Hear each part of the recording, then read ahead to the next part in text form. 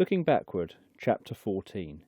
A heavy rainstorm came up during the day, and I had concluded that the condition of the streets would be such that my hosts would have to give up on the idea of going out to dinner, although the dining hall I had understood to be quite near. I was much surprised when, at the dinner hour, the ladies appeared prepared to go out, but without either rubbers or umbrellas. The mystery was explained when we found ourselves on the street, for a continuous waterproof covering had been let down so as to enclose the sidewalk and turn it into a well-lighted and perfectly dry corridor, which was filled with a stream of ladies and gentlemen dressed for dinner. At the corners, the entire open space was similarly roofed in. Edith Leete, with whom I walked, seemed much interested in learning what appeared to be entirely new to her. That in the stormy weather the streets of the Boston of my day had been impassable, except to persons protected by umbrellas, boots, and heavy clothing. Were sidewalk coverings not used at all? She asked. They were used, I explained, but in a scattered and utterly unsystematic way, being private enterprises. She said to me that at the present time all the streets were provided against inclement weather in the manner I saw, the apparatus being rolled out of the way when it was unnecessary. She intimated that it would be considered an extraordinarily imbecility to permit the weather to have any effect on the social movement of the people. Dr. Leete, who was walking ahead, overhearing something of our talk, turned to say that the difference between the age of individualization and that of concert was well characterized by the fact that in the 19th century, when it rained, the people of Boston put up 300,000 umbrellas over as many heads. In the 20th century, they put up one umbrella over all the heads. As we walked on, Edith said, "The private umbrella is father's favourite figure to illustrate the old way when everybody lived for himself and his family. There is a 19th century painting at the art gallery representing a crowd of people in the rain, each one holding his umbrella over himself and his wife, and giving his neighbour the drippings, which he claims must have been meant by the artist as satire on his times." We now entered a large building into which a stream of people was pouring. I could not see the front owing to the awning, but if in correspondence with the interior, which was even finer than the store I visited the day before, it would have been magnificent. My companion said that the sculptured group over the entrance was especially admired. Going up a grand staircase, we walked some distance along a broad corridor with many doors opening onto it. At one of these, which bore my host's name, we turned in, and I found myself in an elegant dining room containing a table for four. Windows opened on a courtyard where a fountain played to a great height and music made the air electric. "You seem at home here," I said, as we seated ourselves at the table, and Dr. Leete touched an annunciator. "This is, in fact, a part of our house, slightly detached from the rest," he replied. "Every family in the ward has a room set apart in this great building for its permanent and exclusive use, for a small annual rental. For transient guests and individuals there is accommodation on another floor. If we expect to dine here, we put in our orders the night before, selecting anything in market according to the daily report in the papers. The meal is as expensive or as simple as we please, though of course Everything is vastly cheaper, as well as better than it would be if prepared at home. There's actually nothing which our people take more interest in than the perfection of the catering and cooking done for them. And I admit that we are a little vain of the success that has been attained by this branch of the service. Ah, my dear Mr. West, though other aspects of your civilization were more tragical, I can imagine that none could have been more depressing than the poor dinners you had to eat. That is, all of you who had not great wealth. You would have found none of us disposed to disagree with you on that point, I said. The waiter, a fine-looking young fellow wearing a slightly distinctive uniform, now made his appearance. I observed him closely, as it was the first time I'd been able to study particularly the bearing of one of the enlisted members of the industrial army.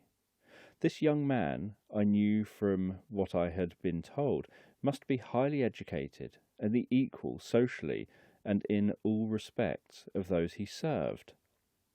But it was perfectly evident that to neither side was the situation in the slightest degree embarrassing. Dr. Leete addressed the young man in a tone devoid, of course, as any gentleman's would be, of superciliousness, but at the same time not in any way depreciatory, while the manner of the young man was simply that of a person intent on discharging correctly the task he was engaged in. Equally, without familiarity or obsequiousness, it was in fact the manner of a soldier on duty, but without the military stiffness. As the youth left the room, I said, I cannot get over my wonder at seeing a young man like that serving so contentedly in a menial position. What is the word menial? I never heard it, said Edith. It is obsolete now, remarked her father. If I understand it rightly, it applied to persons who performed particularly disagreeable and unpleasant tasks for others, and carried with it an implication of contempt. Was it not so, Mr. West? That is about it, I said. Personal service, such as waiting on tables, was considered menial, and held in such contempt in my day that persons of culture and refinement would suffer hardship before condescending to it. What a strangely artificial idea, exclaimed Mrs. Leete wonderingly. And yet these services had to be rendered, said Edith. Of course, I replied. But we imposed them on the poor and those who had no alternative but starvation, and increased the burden you imposed on them by adding your contempt, remarked Dr. Leete. I don't think I clearly understand, said Edith. Do you mean that you permitted people to do things for you which you despised them for doing, or that you accepted services from them which you would have been unwilling to render them? You can't surely mean that, Mr. West. I was obliged to tell her that the fact was just as she had stated. Dr. Leete, however, came to my relief. To understand why Edith is surprised, he said, you must know that nowadays it's an axiom of ethics that to accept a service from another which we would be unwilling to return in kind, if need were, is like borrowing with the intention of not repaying, while to enforce such a service by taking advantage of the poverty or necessity of a person would be an outrage, like forcible robbery. It is the worst thing about any system which divides men, or allows them to be divided into classes and castes. That is, it weakens the sense of a common humanity. Unequal distribution of wealth, and still more effectually unequal opportunities of education and culture divided society in your day into classes which, in many respects, regarded each other as distinct races.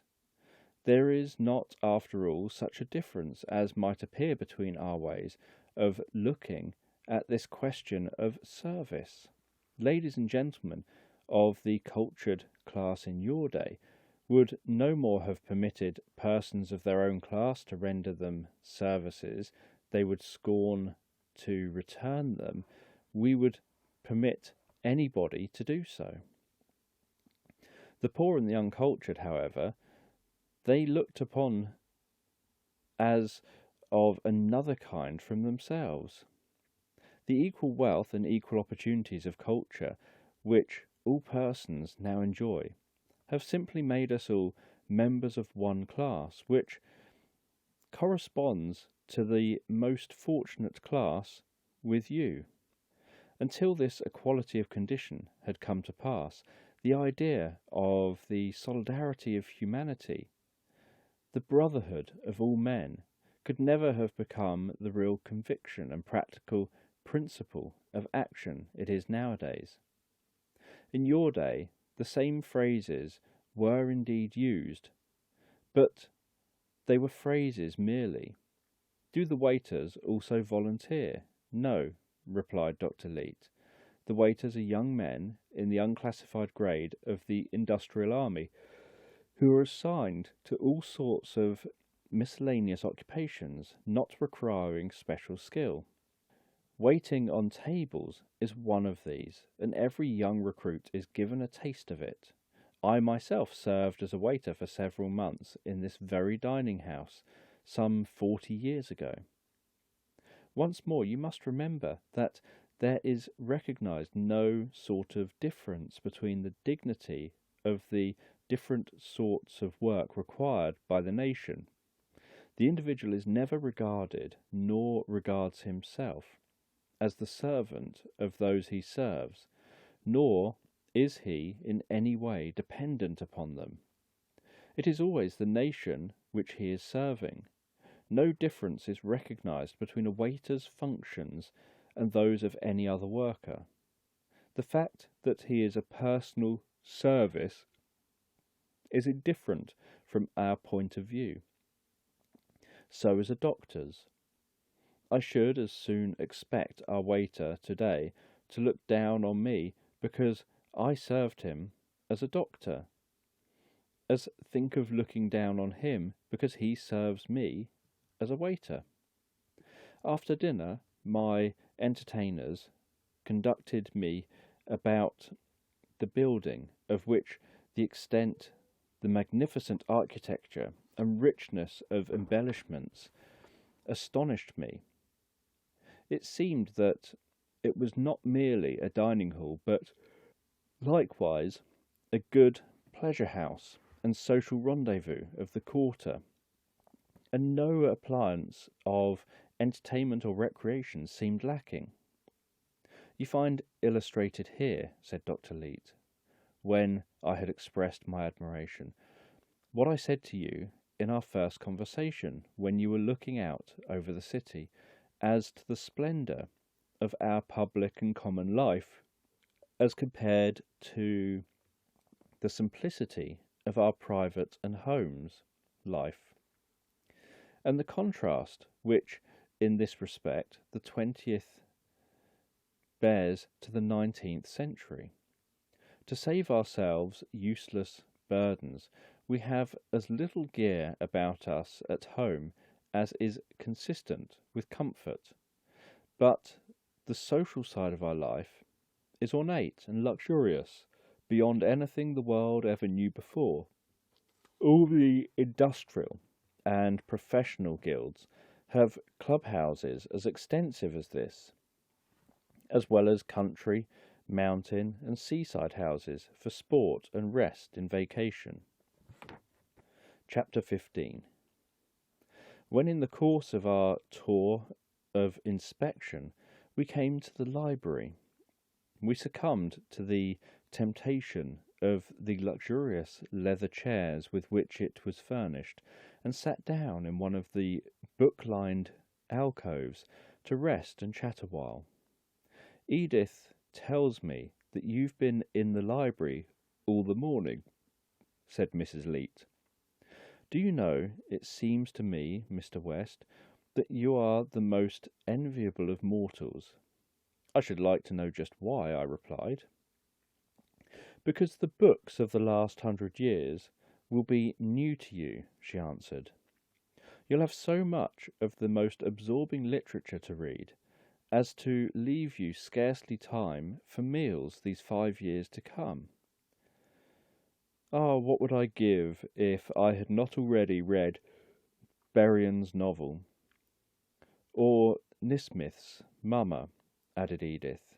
Yes, or Oates' poems, or Past and Present, or In the Beginning, or, I could name a dozen books, each worth a year of one's life, declared Mrs. Leete enthusiastically. I judge then that there has been some notable literature produced in this century. Yes, said Dr. Leete. It has been an era of unexampled intellectual splendour. Probably humanity never before passed through a moral and material evolution at one so vast in its scope and brief in its time of accomplishment as that from the old order to the new in the early part of this century. When men came to realize the greatness of the felicity which had befallen them, and that the change through which they had passed was not merely an improvement in details of their condition, but the rise of the race to a new plane of existence, with an illimitable vista of progress, their minds were affected in all their facilities, with a stimulus of which the outburst of the medieval Renaissance offers a suggestion, but faint indeed. There ensued an era of mechanical invention, scientific discovery, art, musical and literary productiveness, to which no previous age of the world offers anything comparable. By the way, said I, talking of literature, how are books published now? Is that also done by the nation? Certainly. But how do you manage it? Does the government publish everything that is bought it as a matter of course at the public expenditure? Or does it exercise a censorship and print only what it approves? Neither way. The printing department has no censorial powers. It is bound to print all that is offered it, but prints it only on condition that the author defray the first cost out of his credit. He must pay for the privilege of the public ear. And if he has any message worth hearing, we consider that he will be glad to do it. Of course, if incomes were unequal, as in the old times, this rule would enable only the rich to be authors. But the resources of citizens being equal, it merely measures the strength of the author's motive. The cost of an edition of an average book can be saved out of a year's credit by the practice of economy and some sacrifices.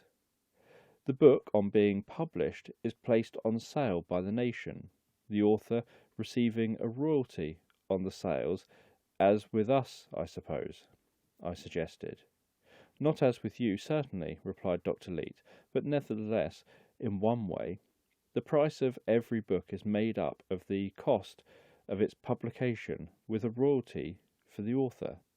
The author fixes this royalty at any figure he pleases. Of course, if he puts it unreasonably high, it is his own loss, for the book will not sell. The amount of this royalty is set to his credit, and he is discharged from other service to the nation for as long a period as this credit, at the rate of allowance for the support of citizens, shall suffice to support him. If his book be moderately successful, he has thus a furlough for several months, a year, 2 or 3 years, and if he in the meantime produces other successful work, the remissions of service is extended, so far as the sale of that may justify. An author of much acceptance succeeds in supporting himself by his pen during the entire period of service, and the degree of any writer's literary ability, as determined by the popular voice, is thus the measure of the opportunity given him to devote his time to literature. In this respect, the outcomes of our system is not very dissimilar to that of yours, but there are two notable differences. In the first place, the universally high level of education nowadays gives the popular verdict a conclusiveness on the real merit of literary works, which in your day it was as far as possible from having. In the second place, there is no such thing now as favouritism of any sort to interfere with the recognition of true merit. Every author has precisely the same facilities for bringing his work before the popular tribunal. To judge from the complaints of the writers of your day, this absolute equality of opportunity would have been greatly prized. In the recognition of merit in other fields of original genius, such as music, art, invention, design, I said, I suppose you follow a similar principle. Yes, he replied, although the details differ. In art, for example, as in literature, the people are the sole judges. They vote upon the acceptance of statues and paintings for the public buildings, and their favourite verdict carries with it the artist's remission from other tasks to devote himself to his vocation. On copies of his work disposed of, he also derives the same advantage as the author on sale of his books. In all these lines of original genius, the plan pursued is the same: to offer a free field to aspirants, and as soon as exceptional talent is recognised, to release it from all trammels and let it have free course. The remission of other services in these cases is not intended as a gift or reward, but as a means of obtaining more and higher service. Of course, there are various literary, art, and scientific institutions to which membership comes to the famous and is greatly prized. The highest of all honours in the nation, higher than the presidency, which calls merely for good sense and devotion to duty, is the Red Ribbon Award, by the vote of the people to the great authors, artists, engineers, physicians, and inventors of the generation. Not over a certain number, where it at any one time, though every bright young fellow in the country loses innumerable nights' sleep dreaming of it, I even did myself. Just as if Mamma and I would have thought any more of you with it, exclaimed Edith. Not that it isn't, of course, a very fine thing to have. You had no choice, my dear, but to take your father as you found him, and make the best of him, Dr. Leete replied. But as for your mother, there she would never have had me if I had not assured her that I was bound to get the red ribbon, or at least the blue. On the extravagance, Mrs. Leete's only comment was a smile. How about periodicals and newspapers? I said. I won't deny that your book publishing system is a considerable improvement on ours, both as to its tendency to encourage a real literary vocation, and quite as important, to discourage mere scribblers. But I don't see how it can be made to apply to magazines and newspapers. It is very well to make a man pay for publishing a book, because the expense will be only occasional, but no man could afford the expense of publishing a newspaper every day in the year. It took the deep pockets of our private capitalists to do that, and often exhausted even them before the returns came in. If you have newspapers at all, they must, I fancy, be published by the government at the public expense, with government editors, reflecting government opinions. Now, if your system is so perfect that there is never anything to criticise in the conduct of affairs, this arrangement may answer. Otherwise, I should think that lack of an independent, unofficial medium for the expression of public opinion would have most unfortunate results. Confess, Dr. Leete, that a free newspaper press, with all that implies, was a redeeming incident of the old system, when capital was in private hands, and that you have to set off the loss of that against your gains in other respects. I'm afraid I can't give you even the consolation, replied Dr. Leete, laughing. In the first place, Mr. West, the newspaper press is by no means the only, or, as we look at it, the best vehicle for serious criticism of public affairs. To us, the judgments of your newspaper on such themes seem generally to have been crude and flippant, as well as deeply tinctured with prejudice and bitterness. Insofar as they may be taken, and expressing public opinion, they give an unfavourable impression of the popular intelligence, while so far as they may have formed public opinion, the nation was not to be facilitated. Nowadays, when a citizen desires to make a serious impression upon the public mind as to any aspect of public affairs, he comes out with a book or pamphlet, published as other books are. But this is not because we lack newspapers and magazines, or that they lack the most absolute freedom. The newspaper press is organised so as to be a more perfect expression of public opinion than it possibly could be in your day, when private capital controlled and managed it primarily as a money-making business, and secondly, only as a mouthpiece for the people.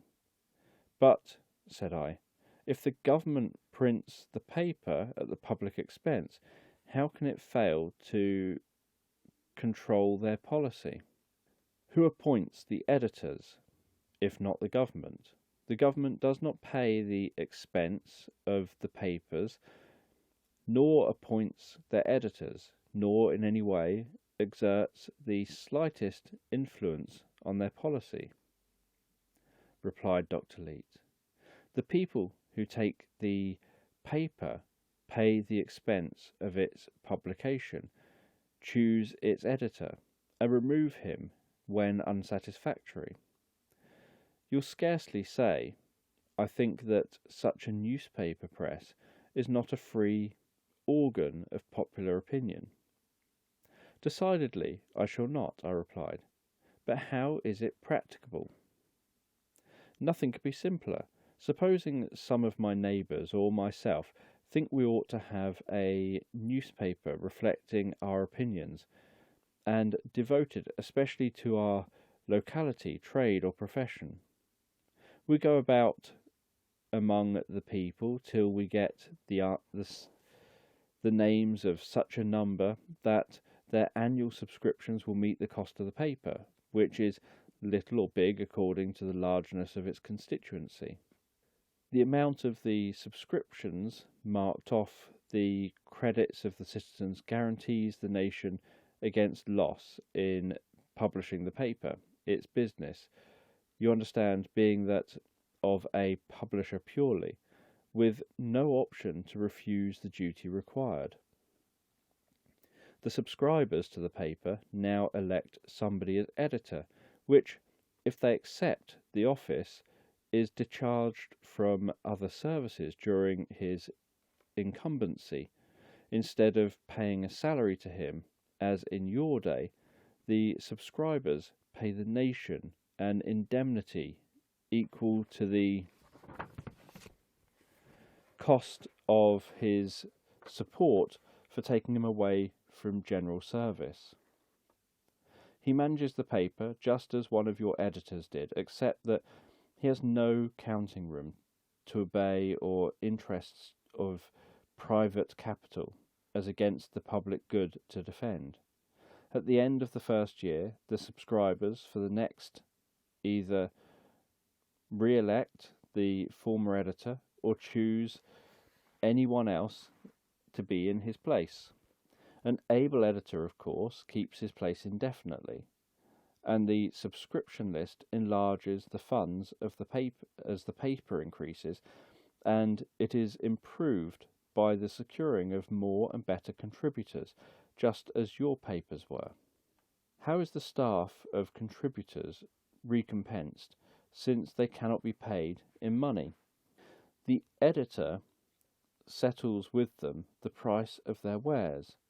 The amount is transferred to their individual credit from the guarantee credit of the paper, and a remission of service is granted the contributor for a length of time corresponding to the amount credited him. Just as to other authors, as to magazines, the system is the same. Those interested in the prospects of a new periodical pledge enough subscriptions to run it for a year. I select their editor, who recompenses his contributors, just as in the other case, the printing bureau furnishing the necessary forces and materials for publication as a matter of course. When an editor's services are no longer desired, if he cannot earn the right to his time by other literary works, he simply resumes his place in the industrial army. I should add that, though ordinarily the editor is elected only at the end of the year, as a role is continued in office for a term of years, in case of any sudden change he should give to the tone of the paper. Provision is made for taking the sense of the subscribers as to his removal at any time. However earnestly a man may long for leisure for purposes of study or meditation, I remarked, he cannot get out of the harness, if I understand you rightly, except in these two ways you have mentioned. He must either by literary, artistic, or inventive productivity indemnify the nation for the loss of his services, or must get a sufficient number of other people to contribute to such an indemnity. It is most certain, replied Dr. Leete, that no able-bodied man nowadays can evade his share of work and live on the toils of others, whether he calls himself by the fine name of student or confesses to being simply lazy. At the same time, our system is elastic enough to give free play to everyone and to every part of human nature which does not aim at diminishing others or living on the fruits of others. There is not only the remission by indemnification, but the remission by abnegation. Any man in his 33rd year, his term of service being then half done, can obtain an honourable discharge from the army, provided he accepts for the rest of his life 1/2 the rate of maintenance other citizens receive. It's quite possible to live on this amount though one must forgo the luxuries and elegances of life, with some perhaps of its comforts. When the ladies retired that evening, Edith brought me a book and said, "If you should be wakeful tonight, Mr. West, you might be interested in looking over this story by Baryon. It is considered his masterpiece, and will at least give you an idea of what the stories nowadays are like." I sat up in my room that night reading, till it grew grey in the east, and did not lay the book down until I had finished it. And yet, let no admirer of the great romancer of the 20th century resent my saying that at the first reading what most impressed me was not so much what was in the book as what was left out of it. The story writers of my day would have deemed the making of bricks without straw a light task compared with the construction of a romance from which should be excluded all effects drawn from the contrasts of wealth and poverty, education and ignorance, coarseness and refinement, high and low, all motives drawn from social pride and ambition, the desire of being richer or the fear of being poorer, together with sordid anxieties of any sort for oneself or other, a romance in which there should indeed be love galore, but love unfretted by artificial barriers created by differences of situation or possessions, owning no other law but that of the heart. The reading of this book was of more value than almost any amount of explanation would have been in giving me something like a general impression of the social aspects of the 20th century. The information Dr. Leete had imparted was indeed extensive as to facts, but they had afforded my mind as so many separate impressions, which I had as yet succeeded but imperfectly in making cohere. Baryon put them together for me in a picture. Chapter 16. Next morning I rose somewhat before the breakfast hour. As I descended the stairs, Edith stepped into the hall from the room which had been the scene of the morning interview between us described some chapters back. "Ah," she exclaimed, with a charmingly arch expression, "you thought to slip out, unbeknown for another of those solitary morning rambles which have such nice effects on you. But you see, I am up too early for you this time. You're fairly caught." "You discredit the efficacy of your own cure," I said, "by supposing that such a ramble would now be attended with bad consequences." "I'm very glad to hear that," she said. "I was in here arranging some flowers for the breakfast table when I heard you come down, and fancied I detected something surreptitious in your step on the stairs." "You did me injustice," I replied. "I had no idea of going out at all." Despite her effort to convey an impression that my interception was purely accidental, I had at the time a dim suspicion of what I afterwards earned to be the fact, namely that this sweet creature, in pursuance of her self-assumed guardianship over me, had risen for the last 2 or 3 mornings as an unheard of hour to ensure against the possibility of my wandering off alone in case I should be affected as on the former occasion. Receiving permission to assist her in making up the breakfast bouquet, I followed her into the room from which she had emerged. "Are you sure," she asked, "that you're quite done with those terrible sensations you had that morning?" I can't say that I do not have times of feeling decidedly queer, I replied, moments when my personal identity seems an open question. It would be too much to expect after my experience that I should not have such sensations occasionally, but as for being carried off entirely my feet, as I was on the point of being that morning, I think the danger is past. I shall never forget how you looked that morning, she said.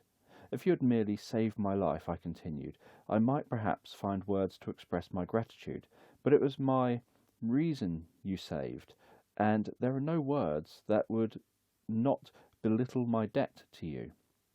I spoke with emotion, and her eyes grew suddenly moist. It is too much to believe all this, she said, but it is very delightful to hear you say it. What I did was very little. I was very much distressed for you, I know. Father never thinks anything ought to astonish us when it can be explained scientifically, as I suppose this long sleep of yours can be, but even to fancy myself in your place makes my head swim. I know that I could not have borne it at all. That would depend, I replied, on whether an angel came to support you with her sympathy in the crisis of your condition, as one came to me. If my face at all expressed the feelings I had a right to have towards this sweet and lovely young girl, who had played so angelic a role towards me, its expression must have been very worshipful just then. The expression, or the words, or both together, caused her now to drop her eyes with a charming blush. For the matter of that, I said, if your experience has not been as startling as mine, it must have been rather overwhelming to see a man belonging to a strange century and apparently 100 years dead raised to life. It seemed indeed strange beyond any describing at first, she said, but when we began to put ourselves in your place and realize how much stranger it must seem to you, I fancy we forgot our own feelings a good deal. At least, I know I did. It seemed then not so much astounding as interesting and touching beyond anything ever heard of before. But does it not come over you as astounding to sit at a table with me, seeing who I am? You must remember that you do not seem so strange to us as we must to you, she answered.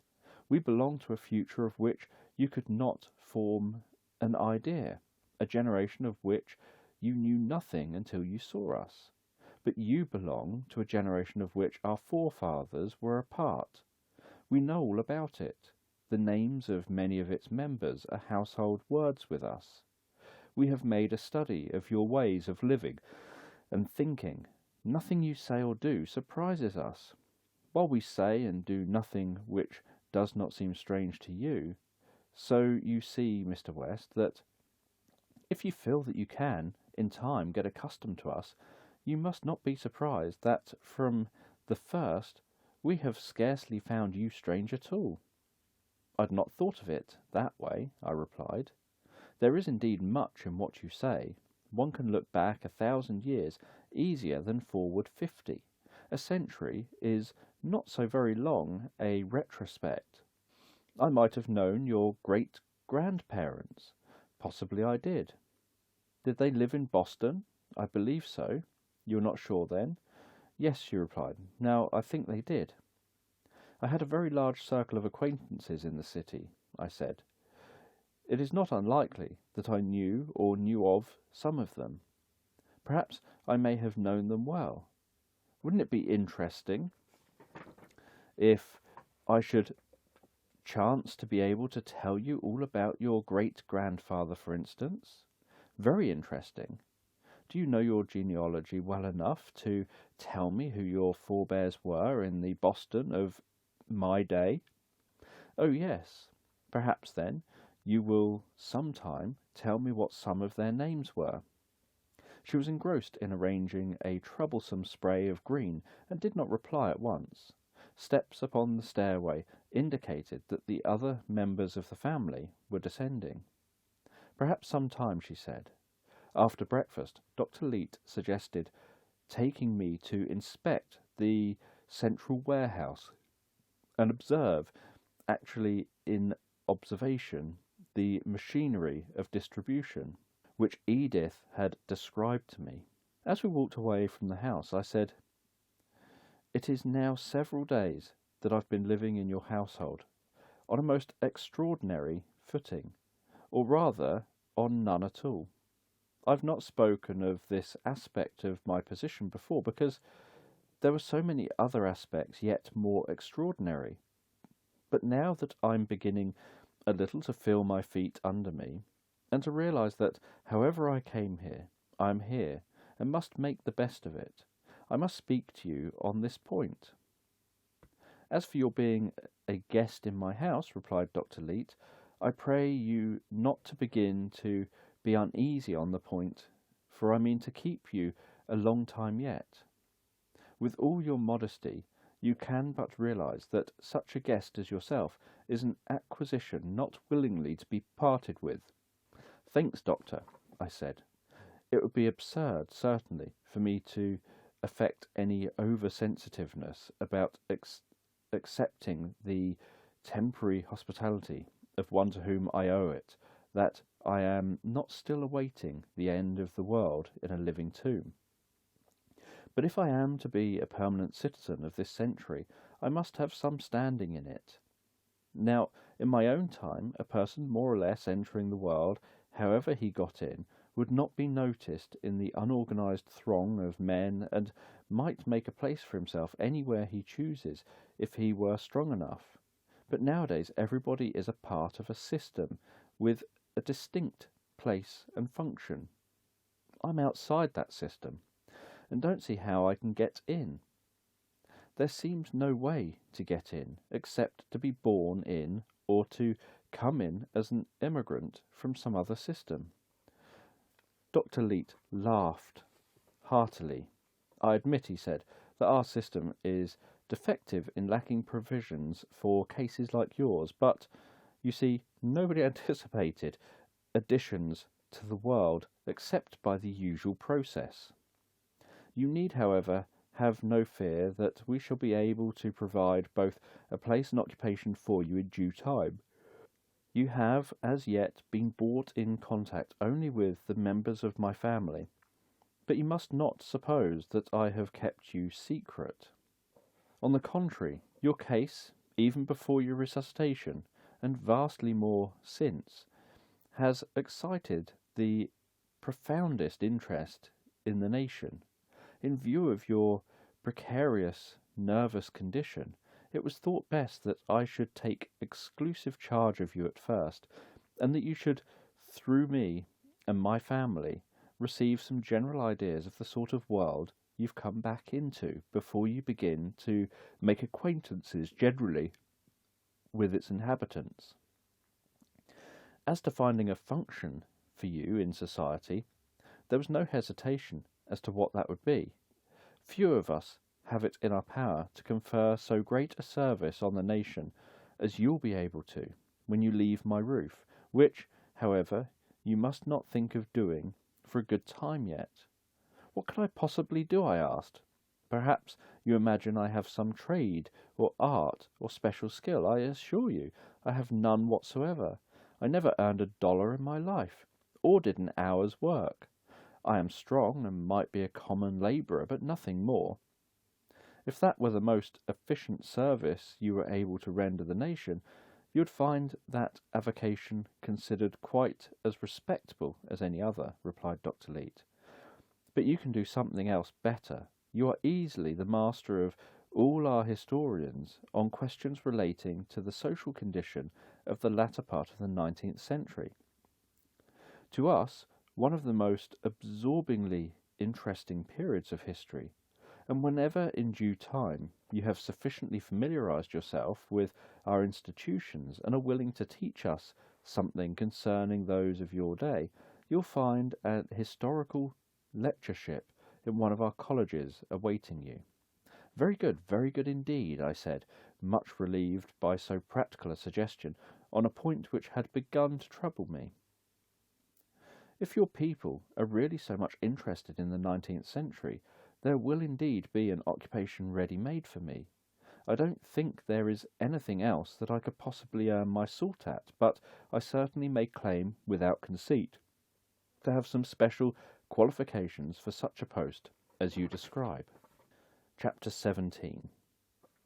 I found the process at the warehouse quite as interesting as Edith had described them, and became even enthusiastic over the truly remarkable illustrations which is seen there of the prodigiously multiplied efficiency with perfect organisation can give to labours.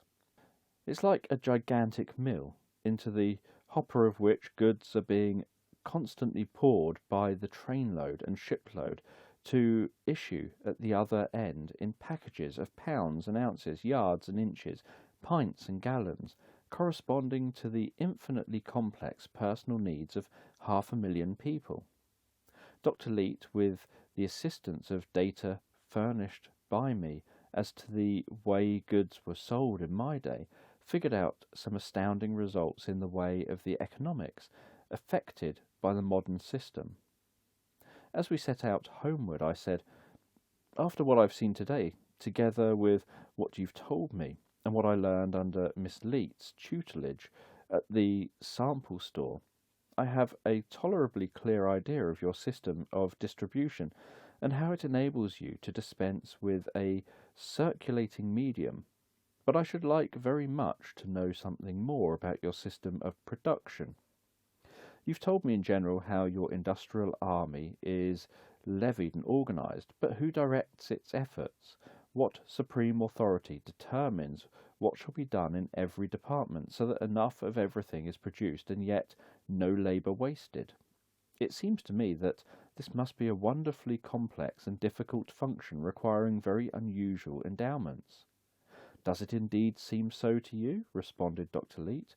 "I assure you that it is nothing of the kind, but on the other hand so simple and depending on principles so obvious and easily applied, that the functionaries at Washington to whom it is trusted require to be nothing more than men of fair abilities to discharge it to the entire satisfaction of the nation.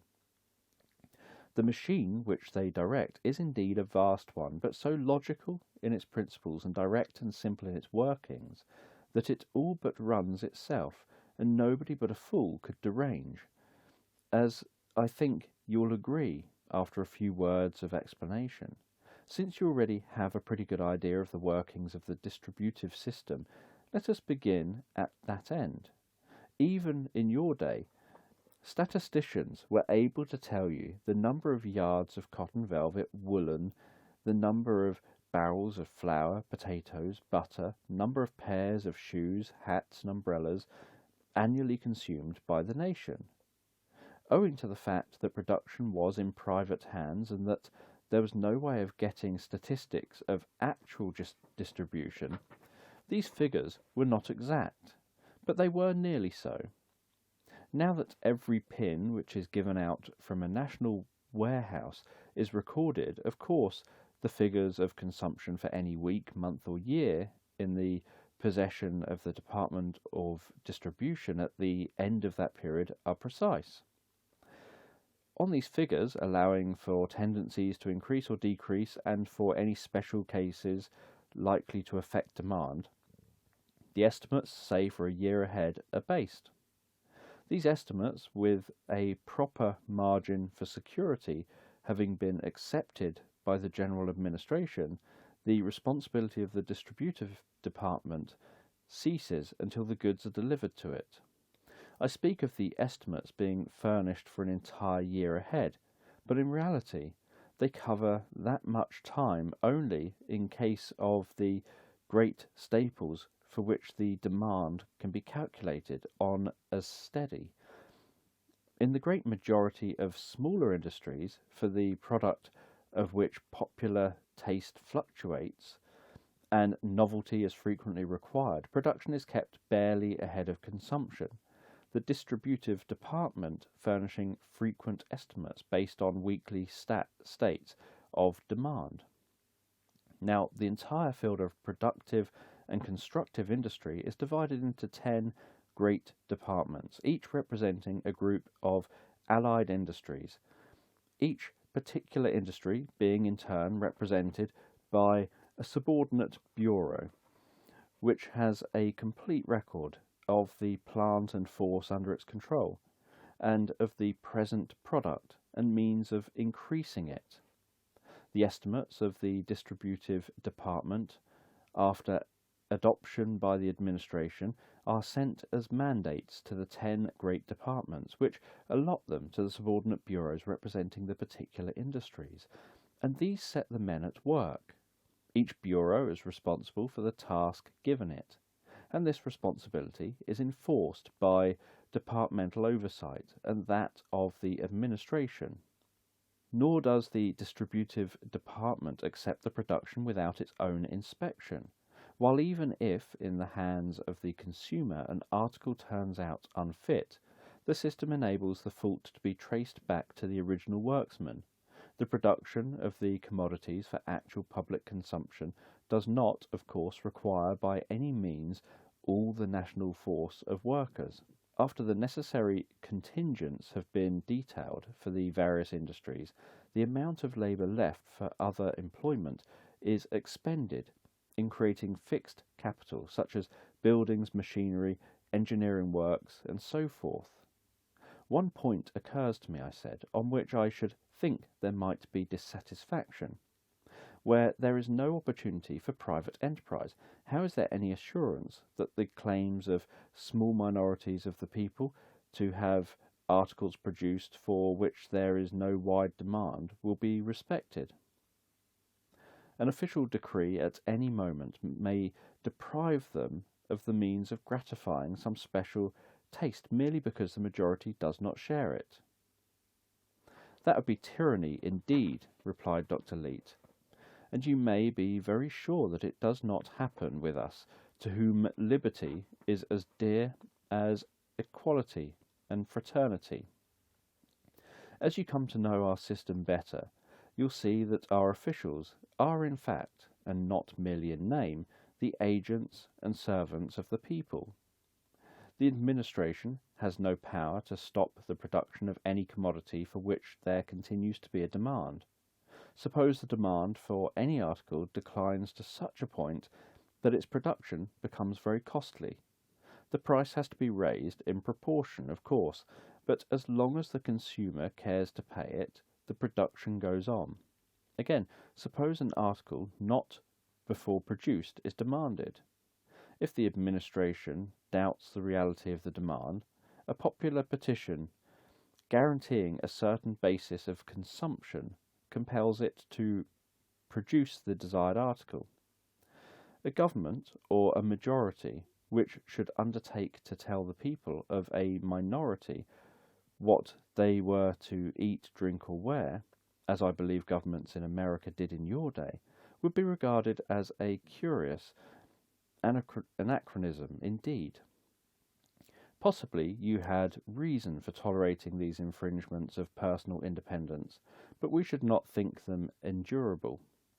I'm glad you raised this point, for it has given me a chance to show you how much more direct and efficient is the control over production exercised by the individual citizen now than it was in your day, when what you called private initiatives prevailed, though it should have been called capitalist initiative, for the average private citizen had little enough share in it. You speak of raising the price of costly articles, I said. How can prices be regulated in a country where there is no competition between buyers or sellers? Just as they were with you, replied Dr. Leete. You think that needs explaining? He added, as I looked incredulous. But the explanation need not be long. The cost of the labour which produced it was recognised as the legitimate basis of the price of the article in your day, and so it is in ours. In your day, it was the difference in wages that made the difference in the cost of labour. Now it is the relative number of hours constituting a day's work in different trades, the maintenance of the worker being equal in all cases, the cost of a man's work in a trade so difficult that in order to attract volunteers the hours have to be fixed at 4 a day is twice as great as that in a trade where the men work 8 hours. The result, as to the cost of labour, you see, is just the same as if the men worked 4 hours were paid, under your system, twice the wages the other gets. This calculation applied to the labour employed in the various processes of a manufactured article, giving its price relative to other articles. Besides, the cost of production and transportation, the factor of scarcity, affects the prices of some commodities. As regards the great staples of life, of which an abundance can always be secured, scarcity is eliminated as a factor. There is always a large surplus kept on hand for which any fluctuations of demand or supply can be corrected, even in most cases of bad crops. The prices of the staples grow less year by year, but rarely, if ever, rise. There are, however, certain classes of articles permanently and others temporarily unequal to the demand, as, for example, fresh fish or dairy products in the latter category, and the product of high skill and rare materials in the other. All that can be done here is to equalize the inconvenience of the scarcity. This is done by temporarily raising the price, if the scarcity be temporary, or fixing it high, if it be permanent. High prices in your day meant restrictions of the article affected to the rich, but nowadays, when the means of all are the same, the effect is only that those to whom the articles seem most desirable are the ones who purchase them. Of course, the nation, as any other, caters for the public needs must be. It's frequently left with small lots of goods on its hands by changes in tastes, unseasonable weather, and various other causes. These it has to dispose of at a sacrifice, just as merchants often did in your day, charging up the loss to the expense of the business. Owing, however, to the vast body of consumers to which such lots can be simultaneously offered, there is rarely any difficulty in getting rid of them at trifling loss. I have given you now some general notion of our system of production as well as distribution. Do you find it as complex as you expected? I admitted that nothing could be much simpler. I'm sure, said Dr. Leete, that it is within the truth to say that the head of one of the myriad private businesses of your day, who had to maintain sleepless vigilance against the fluctuations of the market, the machinations of his rivals, and the failure of his debtors, had a far more trying task than the group of men at Washington who nowadays direct the industries of the entire nation. All this merely shows, my dear fellow, how much easier it is to do things the right way than the wrong. It's easier for a general up in the balloon with perfect survey of the field to manoeuvre 1,000,000 men to victory than for a sergeant to manage a platoon in a thicket. The general of this army, including the flower of the manhood of the nation, must be the foremost man in the country, really great. Even the President of the United States, I said. He is the President of the United States, replied Dr. Leete, or rather the most important function of the presidency is the headship of the industrial army. How is he chosen? I asked. I explained to you before, replied Dr. Leete, when I was describing the force of the motive of emulation among all grades of the industrial army, that the line of promotion for the meritorious lies through 3 grades to the officer's grade, and thence up through the lieutenancies to the captaincies or foremanships, and superintendencies or colonel ranks. Next, with the intervening grade in some of the larger trades, come the general of the guild. under whose immediate control all the operations of the trade are conducted. This officer is at the head of the National Bureau representing his trade and is responsible for its work to the administration. The generals of his guild holds a splendid position, and one which amply satisfies the ambition of most men, but above his rank, which may be compared, to follow the military analogy familiar to you, to that of a general of division or major general, is that of chiefs of the 10 great departments or groups of allied trades. The chief of these 10 grand divisions of the industrial army may be compared to your commanders or army corps or lieutenant generals, each having from a dozen to a score of generals of separate guilds responding to him. Above these 10 great officers who form his council is the General-in-Chief, who is the President of the United States. The General-in-Chief of the Industrial Army must have passed through all of the grades below him, from the common labourer up. Let us see how he rises. As I've told you, it's simply by the excellence of his record as a worker that one rises through the grades of the privates and becomes a candidate for lieutenancy. Through lieutenancy he rises to the colonelcy or superintendent's position by appointment from above, strictly limited to the candidates of the best record.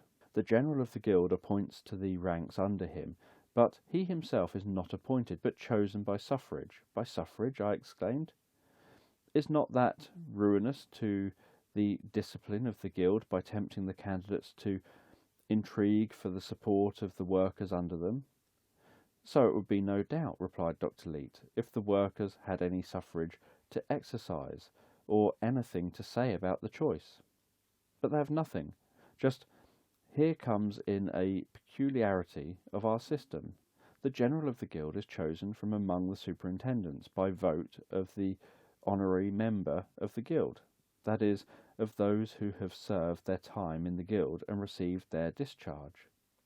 As you know, at the age of 45, we are mustered out of the army of industry and have the residue of life for the pursuit of our own improvement or recreation.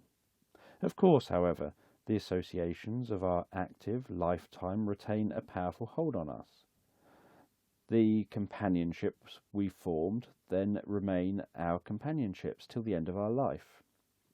We always continue honorary members of our former guilds and retain the keenest and most jealous interest in their welfare and repute in the hands of the following generation. In the clubs maintained by the honorary members of the several guilds in which we meet socially, there are no topics of conversation so common as those which relate to these matters, and the young aspirants for guild leadership who can pass the criticism of us old fellows are likely to be pretty well equipped. Recognizing this fact, the nation entrusts to the honorary members of each guild the election of its general, and I venture to claim that no previous form of society could have developed a body of electors so ideally adapted to their office as regards absolute impartiality, knowledge of the special qualifications, and record of candidates, solitude for the best results, and complete absence of self-interest. Each of the 10 lieutenant generals, or heads of departments, is himself elected from among the generals of the guild grouped as a department by vote of the honorary members of the guild, thus grouped. Of course, there is a tendency on the part of each guild to vote for its own general, but no guild of any group has nearly enough votes to elect a man not supported by most of the others. I assure you that these elections are exceedingly lively. The president, I suppose, is selected from among the 10 heads of the great departments, I suggested. Precisely, but the heads of departments are not eligible to the presidency until they've been a certain number of years out of office. It is rarely that a man passes through all the grades to the headship of the department much before he is 40, and at the end of a 5-year term he is usually 45. If more, he still serves through his term, and if less, he is nevertheless discharged from the industrial army at its termination. It would not do for him to return to the ranks. The interval before he is a candidate for the presidency is intended to give time for him to recognise fully that he's returned into the general mass of the nation and is identified with it rather than with the industrial army. Moreover, it's expected that he will employ this period in studying the general condition of the army instead of that of the special group of guilds of which he was the head. From among the former heads of department, who may be eligible at the time, the president is elected by vote of all the men of the nation who are not connected with the industrial army. The army is not allowed to vote for president. Certainly not. That would be perilous to its discipline, which it is the business of the president to maintain as the representative of the nation at large. His right hand, for this purpose, is the inspectorate, a highly important department of our system. To the inspectorate come all complaints or information as to defects in goods, insolence, or inefficiencies of officials, or dereliction of any work in the public service. The inspectorate, however, does not wait for complaints. Not only is it on the alert to catch and sift every rumour of a fault in the service, but it is its business, by systematic and constant oversight and inspection of every branch of the army, to find out what is going wrong before anybody else does. The president is usually not far from 50 when elected, and serves 5 years, forming an honourable exception to the rule of retirement at 45. At the end of his term of office, a national congress is called to receive his report and approve or condemn it. If it's approved, Congress usually elects him to represent the nation for 5 years more in the International Council. Congress, I should also say, passes on the reports of the outgoing heads of departments, and a disapproval renders any one of them ineligible for president. But it's rare indeed that the nation has occasion for other sentiments than those of gratitude towards its high officers. As to their ability to have risen from the ranks by tests so various and severe to their positions is proof in itself of extraordinary qualities, while as to faithfulness, our social system leaves them absolutely without any other motive than that of winning the esteem of their fellow citizens. Corruption is impossible in a society where there is neither poverty to be bribed nor wealth to bribe, while as to demagoguery or intrigue for office, the conditions of promotion render them out of the question. One point I do not quite understand, I said. Are the members of the liberal professions eligible to the presidency? And if so, how are they ranked with those who pursue the industrial proper? They have no rankings with them, replied Dr. Leete. The members of the technical professions, such as engineers and architects, have a ranking with the constructive guilds, but the members of the liberal professions, the doctors and teachers, as well as the artists and men of letters who obtain remissions of industrial service, do not belong to the industrial army. On this ground, they vote for the president, but are not eligible to his office.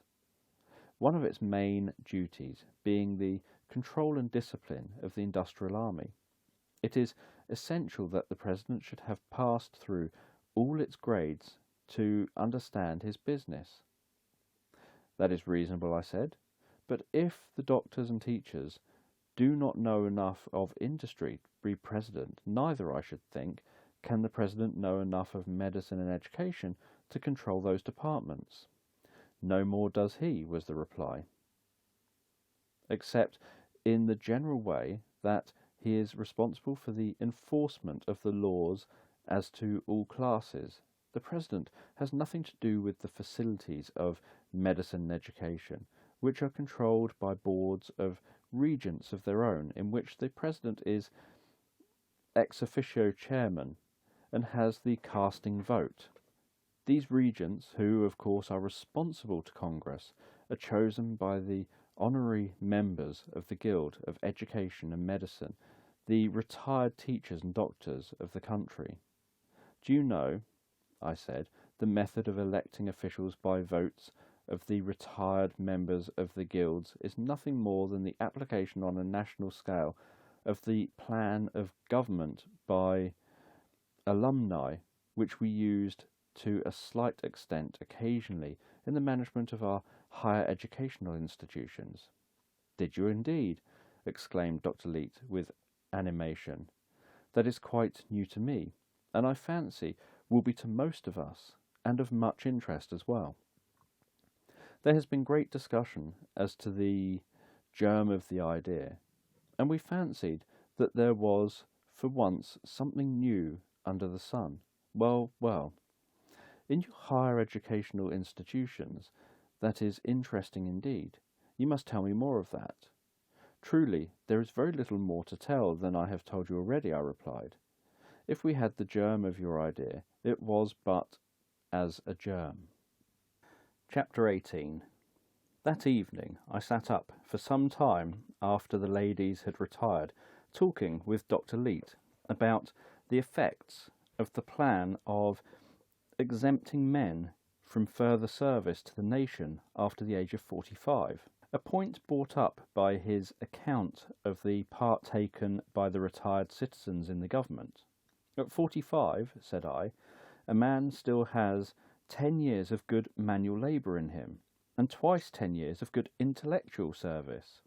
To be superannuated at that age and laid on the shelf must be regarded rather as a hardship than a favour by men of energetic dispositions. Dear Mr. West, exclaimed Dr. Leete, beaming upon me, you cannot have any idea of the piquancy your 19th century ideas have for us in this day, the rare quaintness of their effect. Know, O child of another race, and yet the same, that the labour we have to render as our part in securing for the nation the means of a comfortable physical existence is by no means regarded as the most important, the most interesting, or the most dignified employment of our powers. We look upon it as a necessary duty to be discharged before we can fully devote ourselves to the higher exercise of our faculties, the intellectual and spiritual enjoyments and pursuits, which alone mean life. Everything possible is indeed done by the just distribution of burdens and by all manner of special attritions and incentives to relieve our labour of irksomeness, and except in comparative sense, it is not usually irksome, and is often inspiring. But it is not our labour, but the higher and larger activities which the performance of our task will leave us free to enter upon, that are considered the main business of existence. Of course, not all, nor the majority, have those scientific, artistic, literary, or scholarly interests which make leisure the one thing valuable to their possessors.